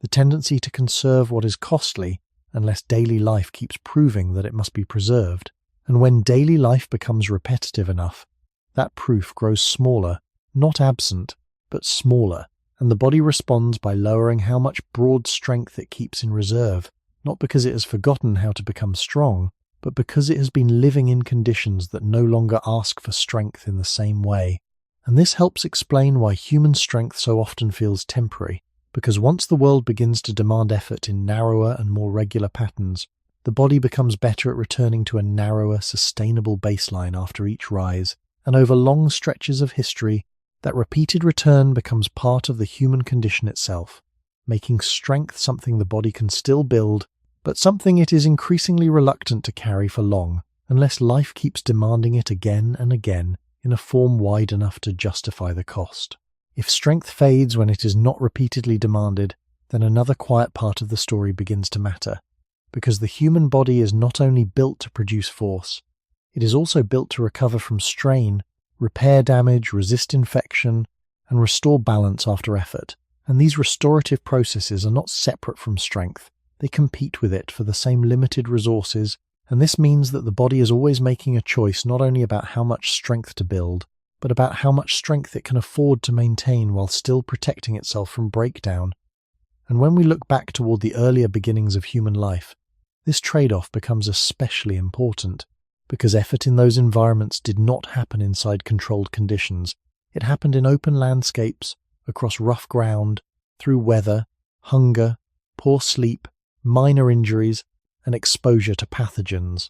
And under those conditions, recovery itself would have carried enormous importance, since a body that could produce force but could not repair itself afterward would not remain functional for long, and this helps explain why the human body often seems to surrender strength more easily than expected, because part of what it is protecting is not weakness, but the ability to restore itself, and restoration is costly, requiring energy, nutrients, time, and the quiet coordination of many systems that are not visible from the outside, from inflammation and tissue repair to immune surveillance and hormonal regulation. And when those systems are under pressure, the body may reduce how much it invests in maintaining muscle and peak output, not because strength has no value, but because recovery has to come first if the body is to remain usable over the long term. And this logic would have mattered deeply in early human environments, where injuries did not arrive with immediate treatment, where infections could become serious, and where the body's ability to heal gradually may have meant the difference between returning to movement and falling behind the group. And in that context, holding maximum strength all the time would not necessarily have been the best strategy, because maximum strength also carries wear, strain, and energy cost, while recovery protects the continuity of life itself. And this is one reason the human body seems to settle so readily away from peak physical condition once the signals of repeated demand soften, because it is not only conserving energy in the abstract, it is preserving room for repair, room for immune defense, room for all the quiet work that keeps tissues functional after stress has passed. And even now, in modern settings, this older balance is still visible, because periods of illness, poor sleep, injury, emotional strain, or prolonged fatigue often reduce strength more quickly than people expect, even when the muscles themselves were once well developed. And that pattern suggests that strength is never maintained alone. It is maintained only when the rest of the body can support it, without compromising more essential restorative work. And when that support becomes strained, the body begins to shift its priorities, letting strength recede so that repair can continue. And this does not mean the body is fragile in a simple sense, but that it is organized around continuity rather than constant peak output. And continuity depends on healing as much as on force, perhaps more, because a body that repeatedly restores itself can survive fluctuations, while a body that spends too much on strength and too little on recovery may break down under the cost of its own effort. And when this is placed within the longer history of human life, the pattern becomes clearer, because our species was shaped not only by moments of exertion, but by the long aftermath of those moments, by what happened after the carrying, after the climbing, after the walking, after the cold nights and the minor wounds. And in that aftermath, the body had to choose what to rebuild first, what to protect first, and what it could afford to let soften for a while. And very often that meant that strength could not remain untouched, because recovery was the deeper requirement, the quieter one, the one that allowed life to continue past the moment of effort itself. And in that sense, One reason humans cannot stay strong for long is that the body is always preparing not only to act, but to heal. And healing has its own ancient claim on the limited resources from which strength must also be made. If recovery quietly competes with strength for the same limited resources, then the speed and reliability of that recovery begin to shape how long strength can realistically be held. Because even when the body is capable of building muscle and producing force, it must also repair the small and continuous strains that come from using that force. And these repairs are not optional. They are required for the body to remain functional over time. And when we look back toward earlier human conditions, this need becomes more visible because effort was often layered with fatigue, with incomplete rest, with environmental stress, and with exposure to minor injuries that did not fully heal before new demands arrived. And in such a setting, recovery was not always complete. It was often partial, ongoing, and sometimes delayed. And this creates an important constraint, because a body that cannot fully restore itself between periods of effort cannot maintain peak strength without risk, and so instead of holding on to that peak, the body begins to adjust downward, easing its demands on itself so that recovery can continue without being overwhelmed. And this adjustment is not a failure, but a protective response, one that reduces strain to prevent deeper breakdown, and this can be seen even in modern life, where periods of poor sleep, illness, or accumulated fatigue often lead to noticeable decreases in strength, not because the muscles have suddenly lost all capacity, but because the body is redirecting its resources toward restoring balance. And when those restorative processes take priority, the maintenance of peak strength becomes less urgent, and over time, this pattern reinforces the idea that strength is conditional, dependent not only on activity, but on the body's ability to recover from that activity. And when recovery is limited, whether by environment, by stress, or by insufficient resources, the body responds by lowering the level of strength it attempts to maintain, returning to a state that places less strain on its systems. And when we consider early human life, where rest may not have been consistent and where the boundary between effort and recovery was often blurred, this tendency would have been especially important, because pushing the body to maintain high strength without adequate recovery could lead to injury or exhaustion, both of which would carry significant risks. And so the body learned to balance effort with restoration, reducing one when the other could not keep up. And this balance remains present today, even though the conditions have changed, because the underlying systems that regulate recovery have not been redesigned for modern life. And when we experience the fading of strength after periods of strain or incomplete rest, what we are observing is the continuation of this balancing act, one that ensures the body does not exceed its capacity to repair itself. And in this way, the temporary nature of strength becomes linked not only to energy allocation, but also to the limits of recovery, because no matter how much strength the body can build, it can only maintain that strength for as long as it can support the repair that comes with it. And when that support becomes strained, even slightly, the body begins to reduce what it must sustain, allowing strength to recede so that recovery can continue. And in this quiet adjustment, the body preserves its long-term function, even if it means letting go of a state that feels, for a moment, like it should have lasted longer. If recovery sets a quiet limit on how long strength can be held, then over time that limit begins to shape not only how the body responds in moments of strain, but how it settles after those moments have passed. Because the body is not simply returning to rest, it is deciding what level of function it can continue to support without exceeding its ability to repair itself. And this decision is influenced by many factors that were present throughout human history, including the quality of rest, the consistency of nourishment, the presence of illness, and the accumulation of small injuries that may not fully resolve before new demands appear. And when these factors are less than ideal, which they often were in earlier human environments, recovery becomes slower, more uneven, and less complete. And under those conditions, holding on to peak strength becomes increasingly difficult, not because the body cannot produce it, but because maintaining it would require a level of restoration that is not always available. And so instead of remaining at that peak, the body begins to ease downward, reducing the strain it places on itself. And in doing so, it creates space for repair to continue.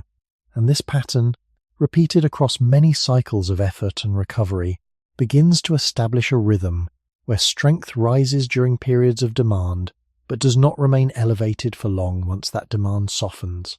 Because the body is always preparing for what comes next, and what often comes next is not another controlled effort, but the need to recover from the last one. And when we consider early human life,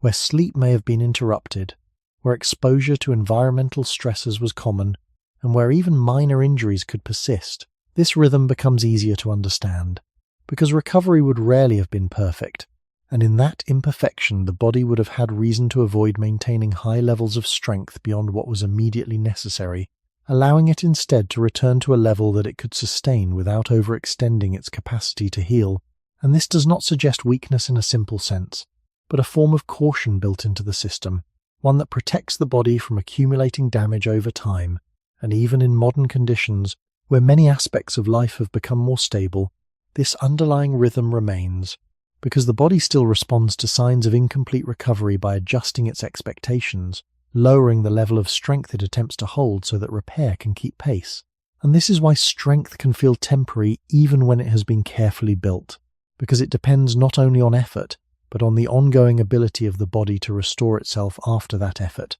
And when restoration is limited, even slightly, the balance begins to shift, and strength recedes, not abruptly, but gradually, as part of a continuous process of adjustment. And when viewed across the long history of human life, this pattern becomes consistent, suggesting that the inability to stay strong for long is not simply about how much effort is applied, but about how well the body can recover from that effort over time. And when recovery is treated as the foundation rather than the afterthought, the fading of strength begins to make sense, because it reflects a system that is always protecting its ability to continue, choosing sustainability over prolonged peak performance. And in that choice, strength becomes something that rises when needed but is rarely held indefinitely, shaped not only by what the body can do, but by what it can restore. If the body does not hold strength at its peak for long, then part of the explanation may lie not only within the body itself, but within the structure of human life. Because humans have rarely lived as isolated individuals relying solely on their own physical capacity, and instead have lived in groups, where tasks, risks, and responsibilities were shared across many people. And this shared structure changes the meaning of strength, because when survival depends on cooperation, no single individual needs to carry every form of physical demand at all times, and this reduces the pressure on the body to maintain peak strength continuously, allowing it instead to operate within a range that can be supported without constant strain. And when we look back toward early human societies, even before agriculture, there is strong evidence that people lived and moved in groups, cooperating and gathering, sharing resources, caring for the young, and supporting those who were injured or temporarily unable to contribute fully. And within such a system, strength becomes distributed, not eliminated, but spread across individuals, so that the burden does not rest on one body alone. And this distribution creates a different set of signals for the body, because the need to remain at maximum physical readiness at all times becomes less urgent when others can compensate. And over time, this reduces the advantage of maintaining constant peak strength, reinforcing the body's tendency to adjust downward when high demand is not consistently present. And this does not mean that strength was unimportant in early human groups, because certain tasks would still require it, but it does mean that strength could be intermittent, appearing when needed and then fading as the group returned to more balanced activity. And this pattern is important because it aligns with the body's internal logic, one that favors efficiency and conservation over unnecessary expenditure.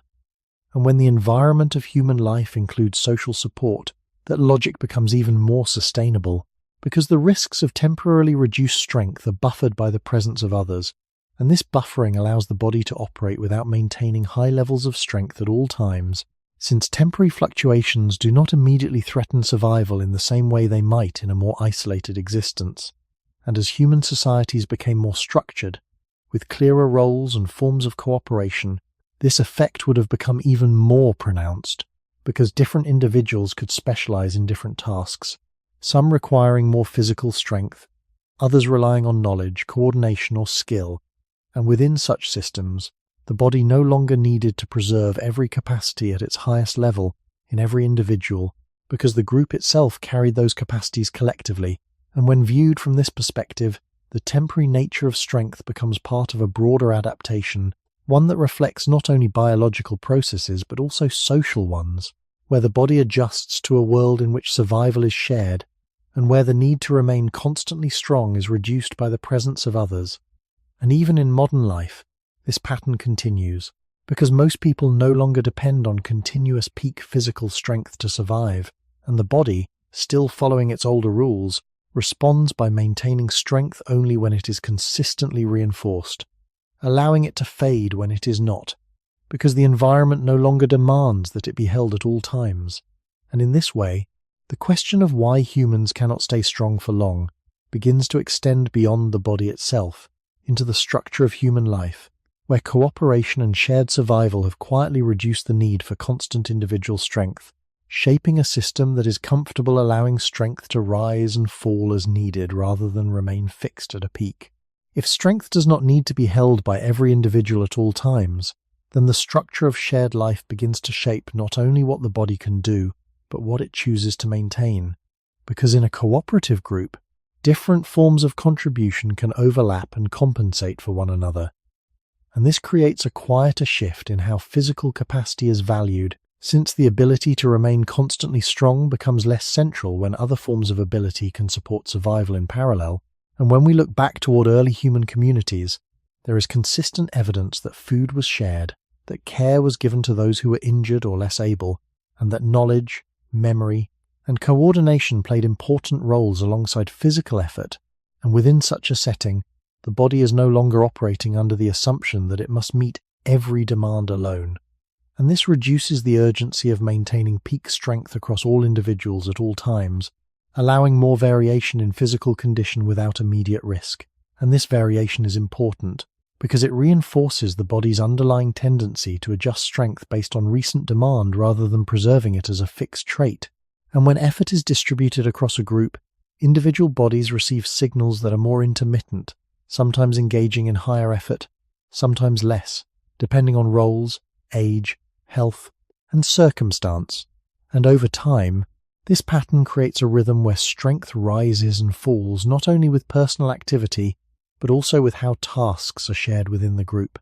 And this sharing introduces flexibility because it means that periods of lower individual demand do not necessarily threaten survival. And when those periods occur, the body can safely reduce the cost of maintaining high levels of muscle without placing the individual at immediate risk. And this dynamic would have been especially relevant in environments where cooperation increased the chances of survival because it allowed individuals to recover,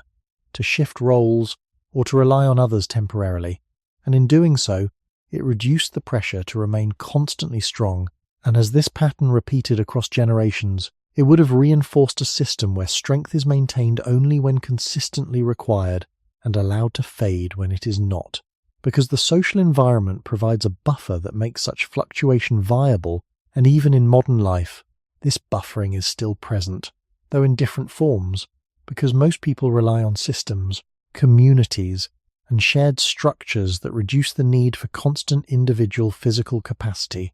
And the body, still responding to signals of use and necessity, adjusts accordingly, maintaining strength where it is regularly needed, but not holding on to it in the absence of that need.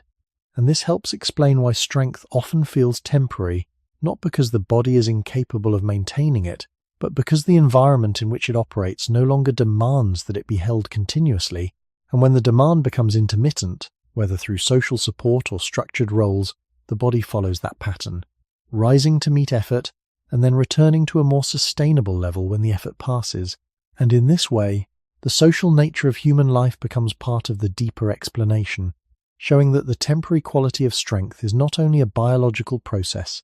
but also a reflection of how humans have lived together, sharing the burden of survival in ways that allow individual bodies to adjust rather than remain fixed at a constant peak. When this pattern of shared effort is extended across longer stretches of time, it begins to shape not only how individuals respond to immediate demands, but how the body settles into its expectations about what must be maintained, because a life lived within a group does not simply reduce physical burden in isolated moments. It gradually teaches the body that strength can be intermittent, without immediate consequence, And this teaching does not happen through conscious understanding, but through repeated experience, where periods of lower individual demand are absorbed by the presence of others, allowing the body to recover, to reduce its output, and to return to a more sustainable level without risk. And over generations, this repeated pattern becomes part of the environment the body adapts to, just as much as climate or terrain, and when that environment consistently allows for variation in individual effort, the body has less reason to preserve peak strength continuously, because the signals that would justify that preservation are no longer constant, and this is where the deeper shift becomes visible, because the body is not only responding to physical tasks, it is responding to the structure of life itself. And when that structure includes cooperation, shared responsibility, and the ability to rely on others, the pressure to maintain maximum physical capacity at all times is reduced. And this reduction does not remove strength, but it changes how often it must be held, allowing it to rise when needed and to fade when it is not, without threatening survival. And when we consider how early human societies likely functioned, with overlapping roles, shared resources, and flexible responses to changing conditions, this pattern becomes easier to understand, because individuals were not isolated units. They were part of a network that could absorb temporary fluctuations in capacity, and within that network, the body's tendency to conserve energy and reduce unnecessary cost becomes even more sustainable, because the consequences of doing so are softened by the group, and this creates a feedback loop where the social structure supports variability, and the body responds by allowing variability, reinforcing a system in which strength is not fixed, but conditional, always linked to what is consistently required, rather than what could be maintained in isolation. And even as human societies became more complex, with more defined roles and systems of organization, this underlying pattern remained, because the distribution of effort continued to reduce the need for every individual to maintain all capacities at their highest level. And in modern contexts, this effect is often even more pronounced, as technology, infrastructure, and social systems further reduce the need for constant physical strength, and the body, still guided by its older logic, responds by maintaining strength only when it is repeatedly reinforced, allowing it to fade when it is not. And when we experience this fading, it can feel like a limitation, but from another perspective, it reflects a deeper alignment between the body and the structure of human life, one in which survival has long depended on cooperation rather than constant individual performance. And in that alignment, the temporary nature of strength becomes part of a broader pattern, one that connects biological processes with social realities, showing that the body is not only shaped by what it must do alone, but by what it is able to do together with others. And when those shared conditions reduce the need for continuous peak strength, the body follows that change, returning to a level that can be sustained within a world where strength does not have to be held at all times to ensure survival. If the body has long adjusted to shared effort and changing demands, then the conditions of modern life introduce a different kind of shift, one that is quieter but more continuous, because the environment no longer asks for strength in the same way it once did. And this change does not come from a single moment in history, but from a gradual accumulation of tools, systems, and structures that reduce the need for physical force in daily tasks. And when that reduction becomes consistent, the signals that once guided the body to build and maintain strength begin to fade, not completely, but enough to alter how the body sets its baseline. And this matters because the body does not respond to potential demand, it responds to actual, repeated demand. And when that demand is removed or softened, the body interprets the change as a shift in priority, gradually reducing what it no longer needs to sustain. And this can be seen in how daily movement has changed, from varied and often unpredictable patterns to more controlled and limited forms, where many actions that once required physical effort are now supported by external systems.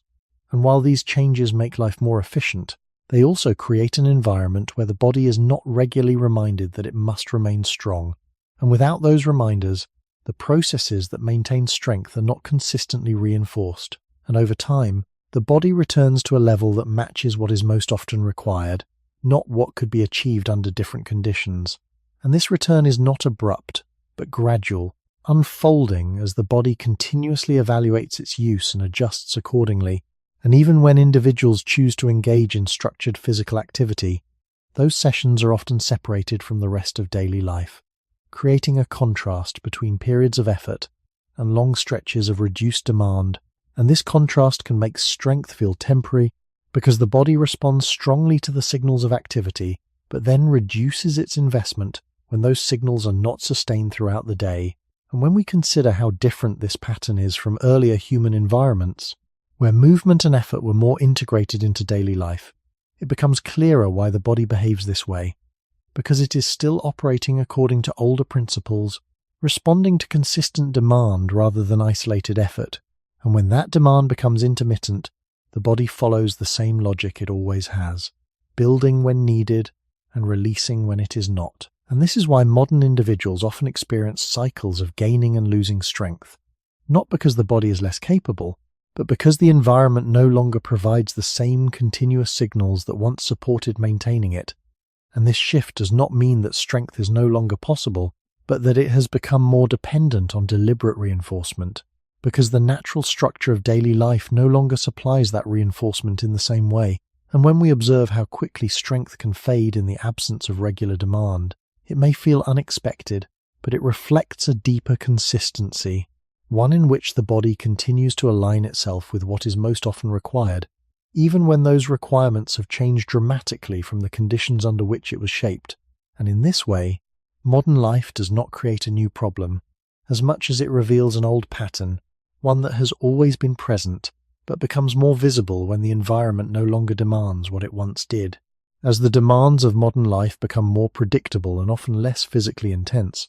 another subtle change begins to appear, not in the body's capacity, but in how frequently that capacity is called upon, because the difference is not only that tasks require less force, but that they are separated from the flow of daily movement, creating long stretches where the body is not being asked to engage in varied or sustained effort. And this separation matters, because the body responds not just to intensity, but to frequency and continuity. And when effort is isolated into short periods, even if those periods are deliberate and structured, they may not provide the same ongoing signals that once came from living in environments where movement and effort were woven into nearly every part of the day. And this creates a new pattern, one in which the body receives strong but intermittent signals to build strength, followed by extended intervals where those signals are absent. And over time, the body interprets this pattern in the same way it always has, strengthening when the signals are present and gradually reducing when they are not. And this can make strength feel unstable, rising during periods of activity and fading during periods of rest. Not because the effort was insufficient, but because the signals were not sustained across the broader rhythm of daily life. And when we compare this to earlier human conditions, where movement was more continuous, even if not always intense, it becomes easier to see why the body behaves this way, because it has been shaped to respond to repeated, consistent engagement rather than isolated bursts. And when that consistency is reduced, even slightly, the body begins to adjust downward, returning to a level that matches what it experiences most often. And this adjustment is not a conscious decision, but a reflection of the same internal logic that has always guided how energy and structure are managed, aligning the body with patterns of use rather than with occasional peaks. And this is why modern individuals can experience a cycle where strength is built through intentional effort, but does not remain unless that effort becomes a regular and integrated part of daily life. Because without that integration, the body continues to see long periods where strength is not required, and in those periods, it reduces its investment, gradually letting go of what it does not need to sustain continuously. And this process can feel frustrating, especially when effort has been applied with care. But from another perspective, it is simply the body responding to the broader pattern it observes, not just the moments of activity, but the long intervals between them. And when those intervals dominate, the body follows them, returning to a baseline that reflects the majority of its experience. And in this way, the structure of modern life, with its separation between effort and rest, becomes part of the explanation for why strength feels temporary, because it creates a pattern of signals that encourage fluctuation rather than stability, reinforcing the body's natural tendency to build when needed and release when not. And when viewed through this lens, the difficulty of maintaining strength becomes less about individual effort and more about the overall pattern of demand, showing that the body is still following the same ancient rule, responding to what is most consistently required, even when that requirement has been reshaped by the conditions of modern living. When this modern pattern is followed to its quiet conclusion, the experience of strength begins to take on a different shape, one that is less stable, more dependent on timing, and more closely tied to recent activity than to any long-held state, because the body is no longer living in an environment that continuously reinforces the need to remain strong, and instead it moves between brief periods where strength is required and longer stretches where it is not, and over time, this imbalance becomes the dominant signal the body responds to, guiding it to invest during moments of effort and to withdraw during the spaces in between. And this withdrawal is not a failure of maintenance, but a continuation of the same principle that has always guided the body, aligning structure with consistent demand rather than occasional peaks. And in modern life, the consistency has shifted,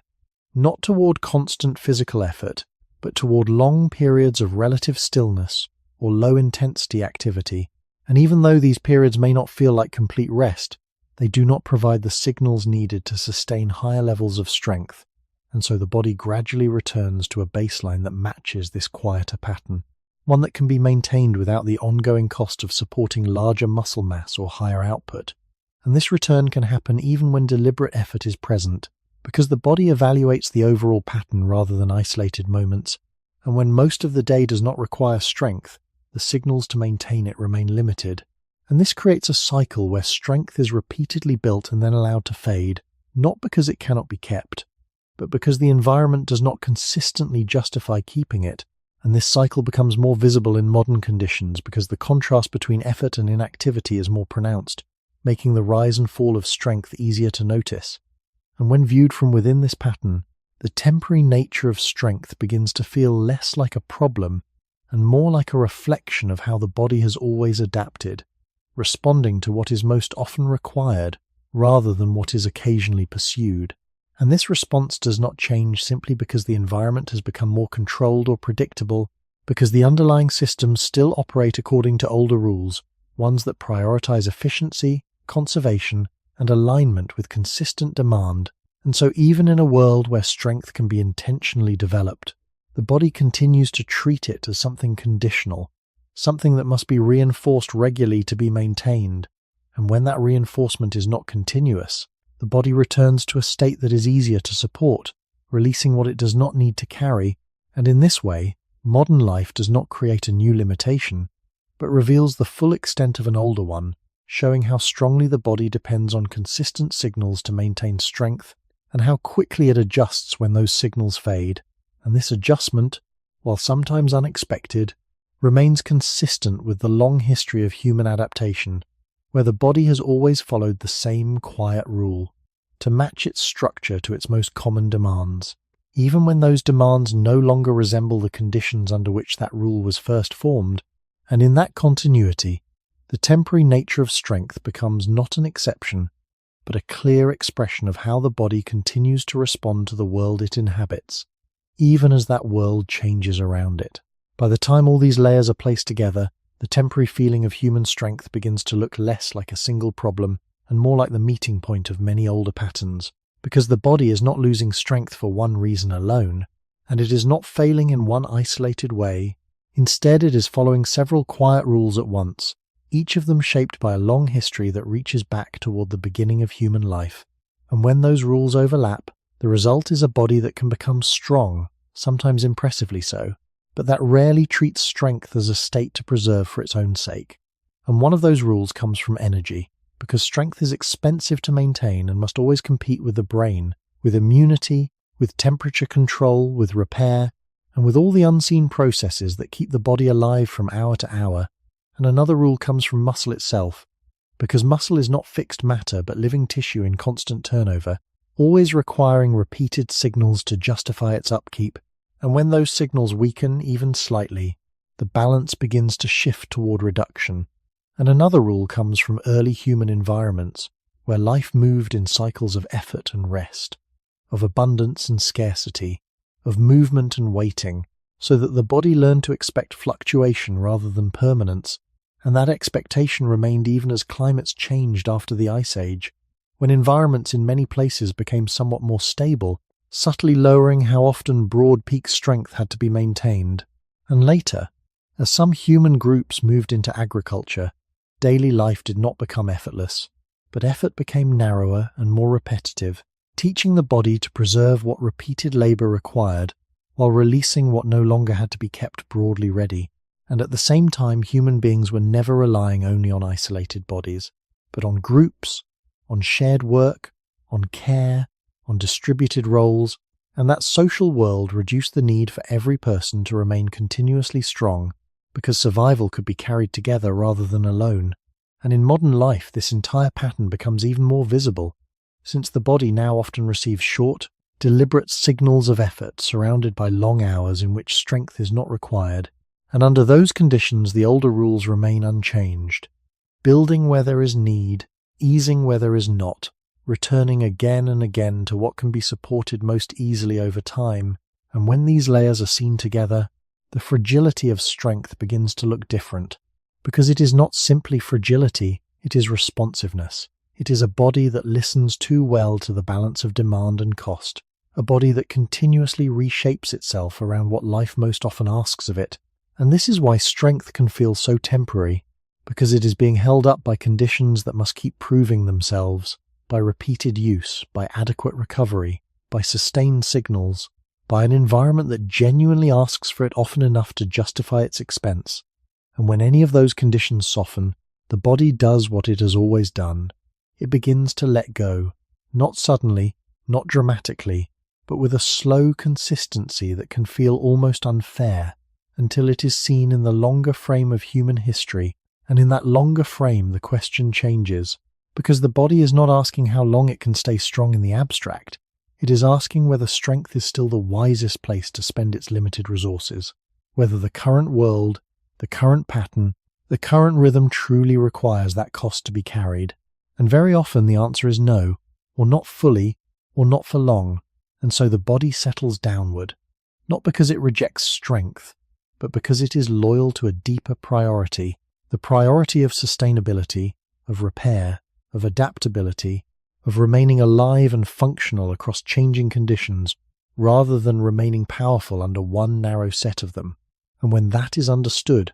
the temporary nature of strength begins to make a strange kind of sense, because what seems unstable on the surface is actually the result of a very old stability underneath, a stability built not around staying at the peak, but around surviving the return from it, again and again, across the whole unsettled span of being human. When those layers remain side by side a little longer, another shift begins to happen in how the question itself is understood,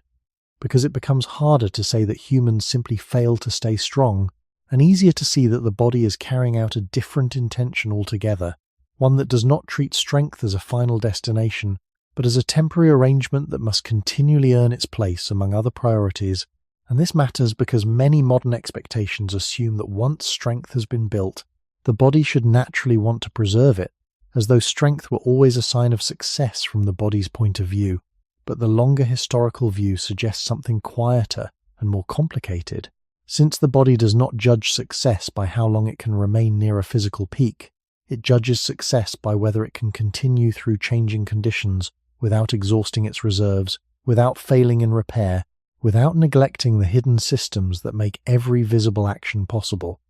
And when strength is placed inside that larger system, it begins to lose its special status, becoming one demand among many rather than the goal around which everything else is organized. And this is why strength can feel so present when it is rising, and so strangely unprotected when it begins to fade,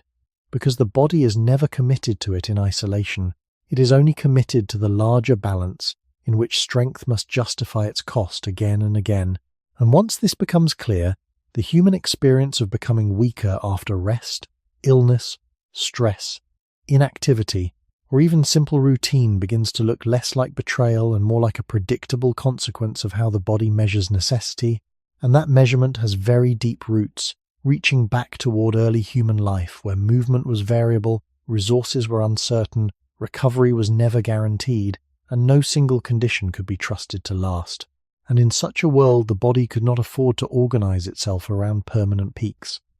Because permanence itself was rare, and so it developed a different habit, the habit of returning, of easing down, of reducing what was expensive when the world no longer kept asking for it. And that habit survived later changes too, through the quieter climates after the Ice Age, through the repeated labor of agriculture, through the social buffering of group life, and into the modern world where much of daily survival no longer depends on force.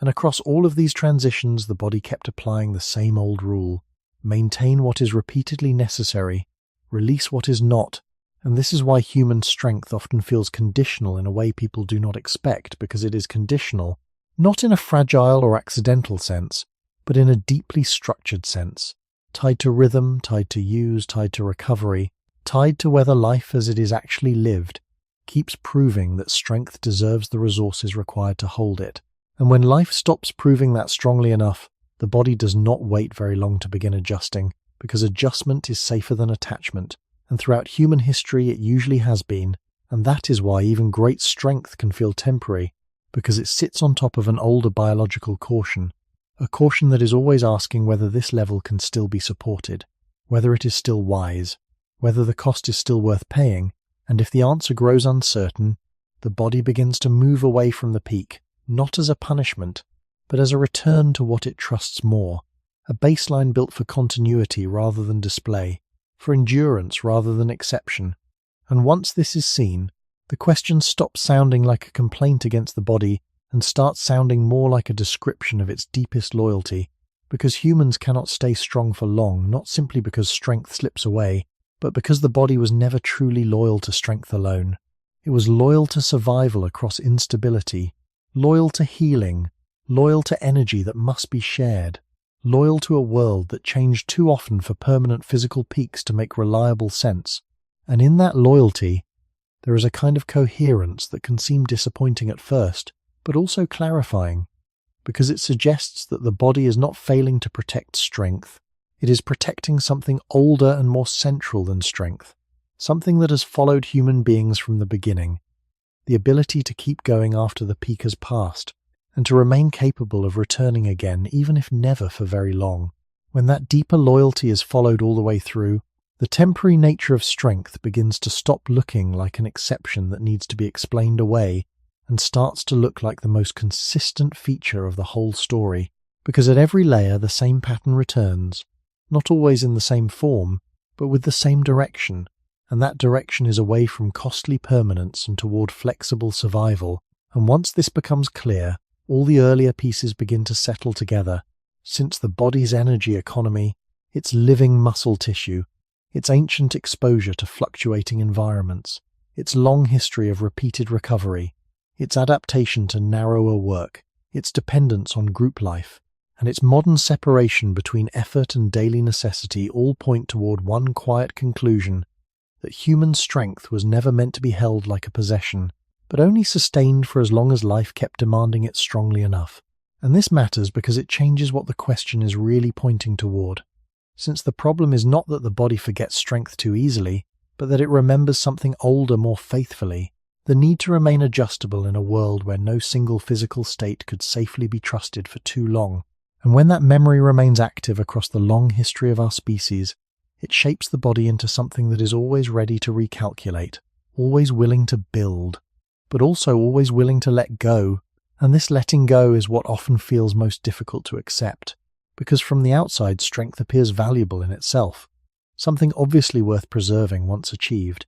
Yet from the inside the body is making a more complicated judgment, measuring not how impressive strength is, but how costly it is, how necessary it is, how well it fits with current conditions, and whether other demands are pressing more urgently on the same limited reserves.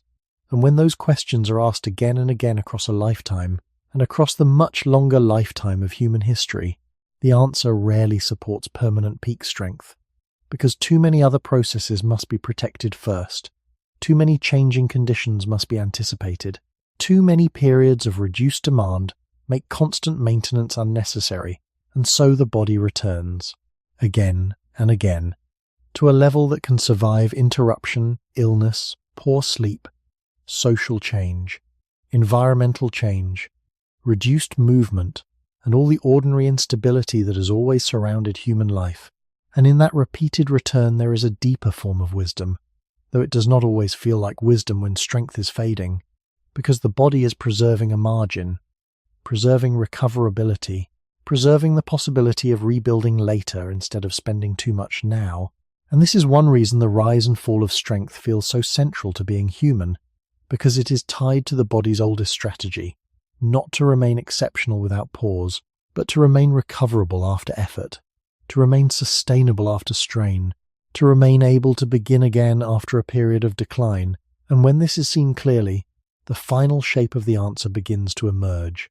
Because humans cannot stay strong for long, not due to one defect, one modern mistake, or one missing habit, but because the human body has been formed by a long relationship with uncertainty, a relationship that taught it to protect continuity more than intensity, and to trust what can be rebuilt more than what is expensive to preserve. And this means that strength, however real, always sits on temporary ground, supported only so long as the body believes the surrounding pattern justifies its cost. And once that pattern softens, the body starts to move downward toward what it can carry more safely through time. And this downward movement is not the opposite of human history.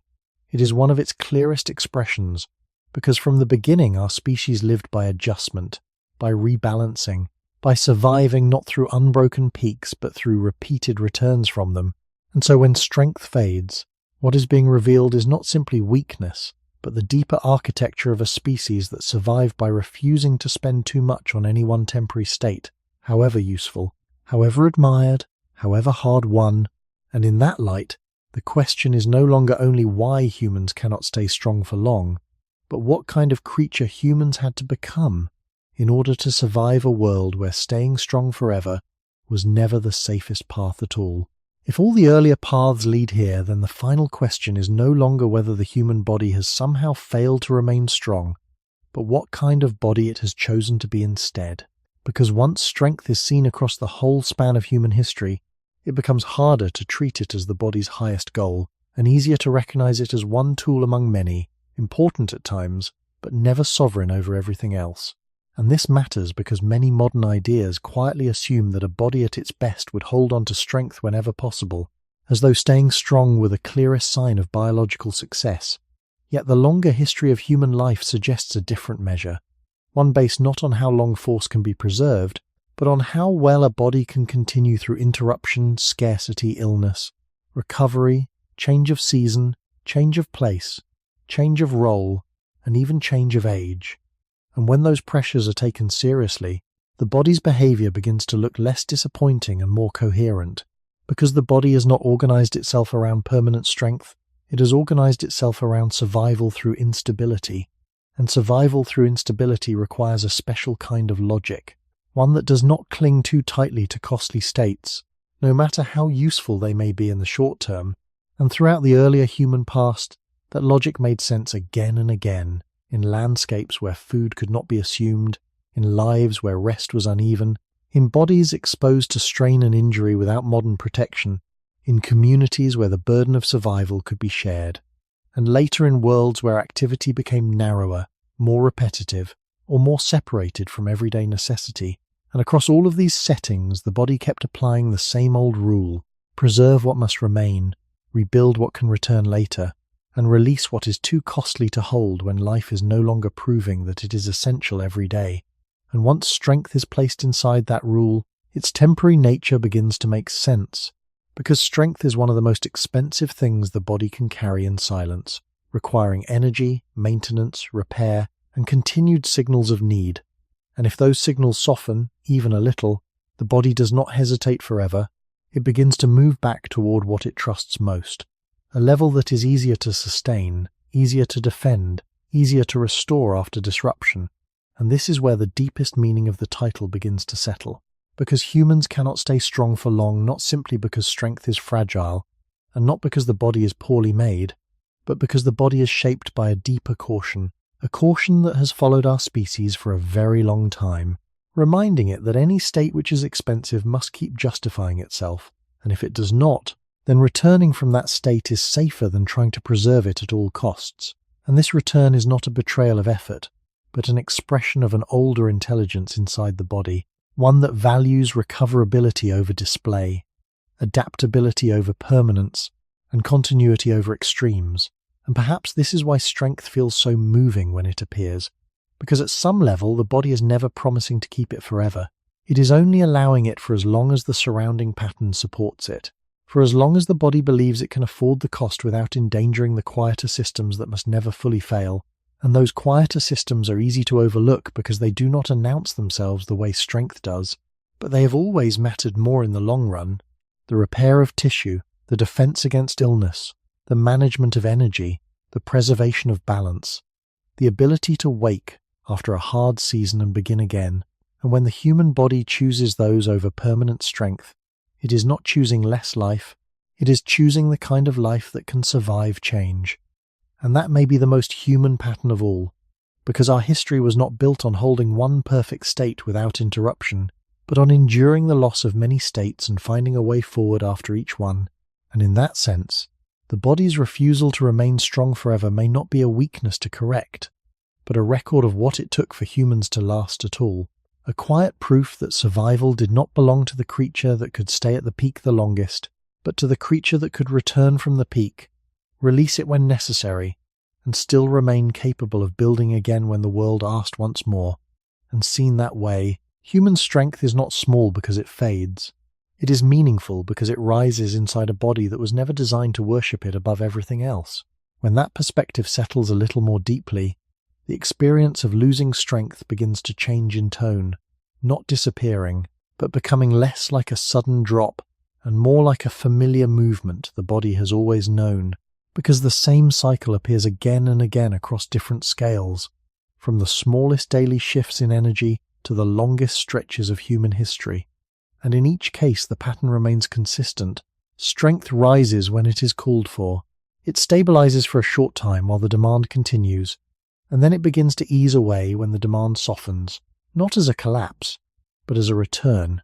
And this return is often what feels most difficult to accept, because it carries a quiet contradiction. Effort feels like it should create something lasting, something that remains even when the conditions that produced it are no longer present. Yet the body does not work that way. It does not preserve the memory of effort in the form of permanent structure. It preserves the capacity to respond to effort again. And this distinction is subtle but important, because it means the body is not designed to hold strength indefinitely, but to recreate it when needed. And in that sense, strength is not something the body keeps, but something it rehearses, something it brings forward when the pattern of life asks for it strongly enough, and then allows to soften when the pattern changes. And when this is placed back into the longer arc of human life, the meaning becomes clearer, because our ancestors did not need to carry the same level of strength through every season. They needed to be able to regain it when circumstances required, to respond to changing conditions rather than to maintain a fixed state through them. And this ability to regain rather than to hold may have been more valuable in a world where conditions could not be predicted for long. And so the body invested not in permanence, but in responsiveness, not in storing strength at all costs, but in keeping the systems that make strength possible ready to be activated again. And this is why strength can return after it has faded, sometimes more easily than expected, because what was preserved was not the exact form, but the underlying capacity, the pathways of adaptation, the ability to rebuild. And when that rebuilding happens, it often feels like rediscovering something that was never completely lost, only set aside. And this experience points toward a different understanding of what the body is protecting, because it is not protecting the visible peak. It is protecting the ability to move toward that peak again, without damaging the systems that must endure across longer spans of time. And this protection becomes especially important when we consider how many different pressures the body must absorb. Not only physical effort, but illness, stress, aging, changes in environment, and the many subtle forms of strain that accumulate over a lifetime. And in the presence of all these factors, holding any one state indefinitely becomes less valuable than maintaining the ability to adjust between states, to move upward when possible and downward when necessary, without losing the capacity to return again. And this movement between states is what gives human strength its particular character. Not constant, not fixed, but cyclical, shaped by conditions that are always in motion, and when this is recognized, the fading of strength begins to feel less like a failure to hold on, and more like part of a larger rhythm, one that has always guided the body through change, allowing it to release what it cannot safely keep, and to rebuild what it can safely regain. And in that rhythm there is a kind of continuity that does not depend on staying strong, but on staying capable of becoming strong again. And this may be the quieter answer that has been forming beneath the entire question, because humans do not stay strong for long,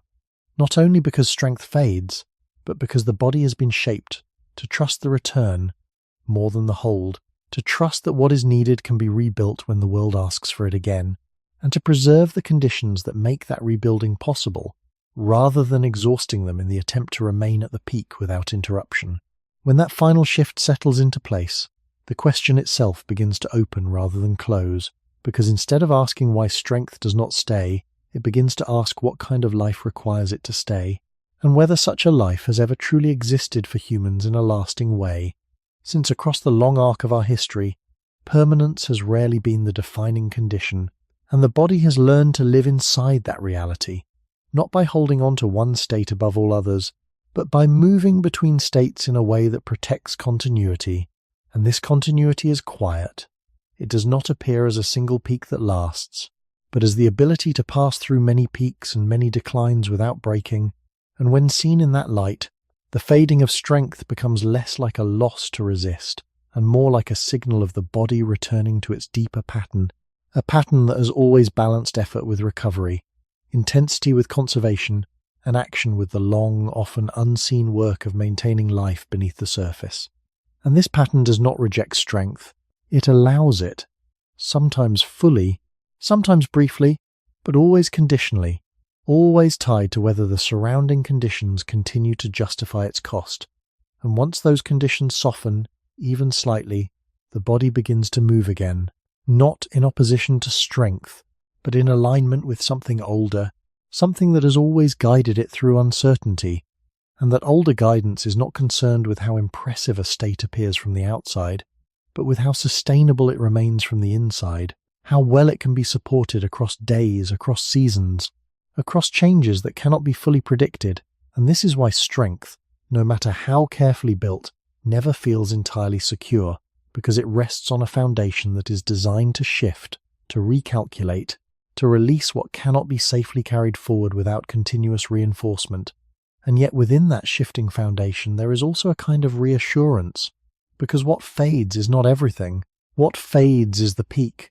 while the deeper capacity to respond, to rebuild, to adapt remains protected. And that protection may be the more enduring feature of the human body, the one that has allowed it to persist through so many different conditions, without becoming locked into any single form that might fail when the world changes again. And so the final understanding does not resolve into a fixed answer, but into a quieter recognition that human strength was never meant to be a constant possession, but a recurring state. Something that appears when the world asks for it clearly enough and recedes when that clarity fades,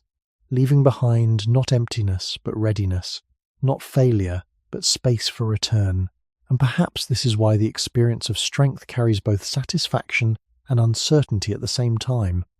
because somewhere beneath it the body already knows that it will not stay, that it cannot stay, not because it is weak, but because it belongs to a system that values movement over stillness, adjustment over permanence, and survival over any single expression of power. And in that system, the most important question may not be how to hold on to strength for as long as possible,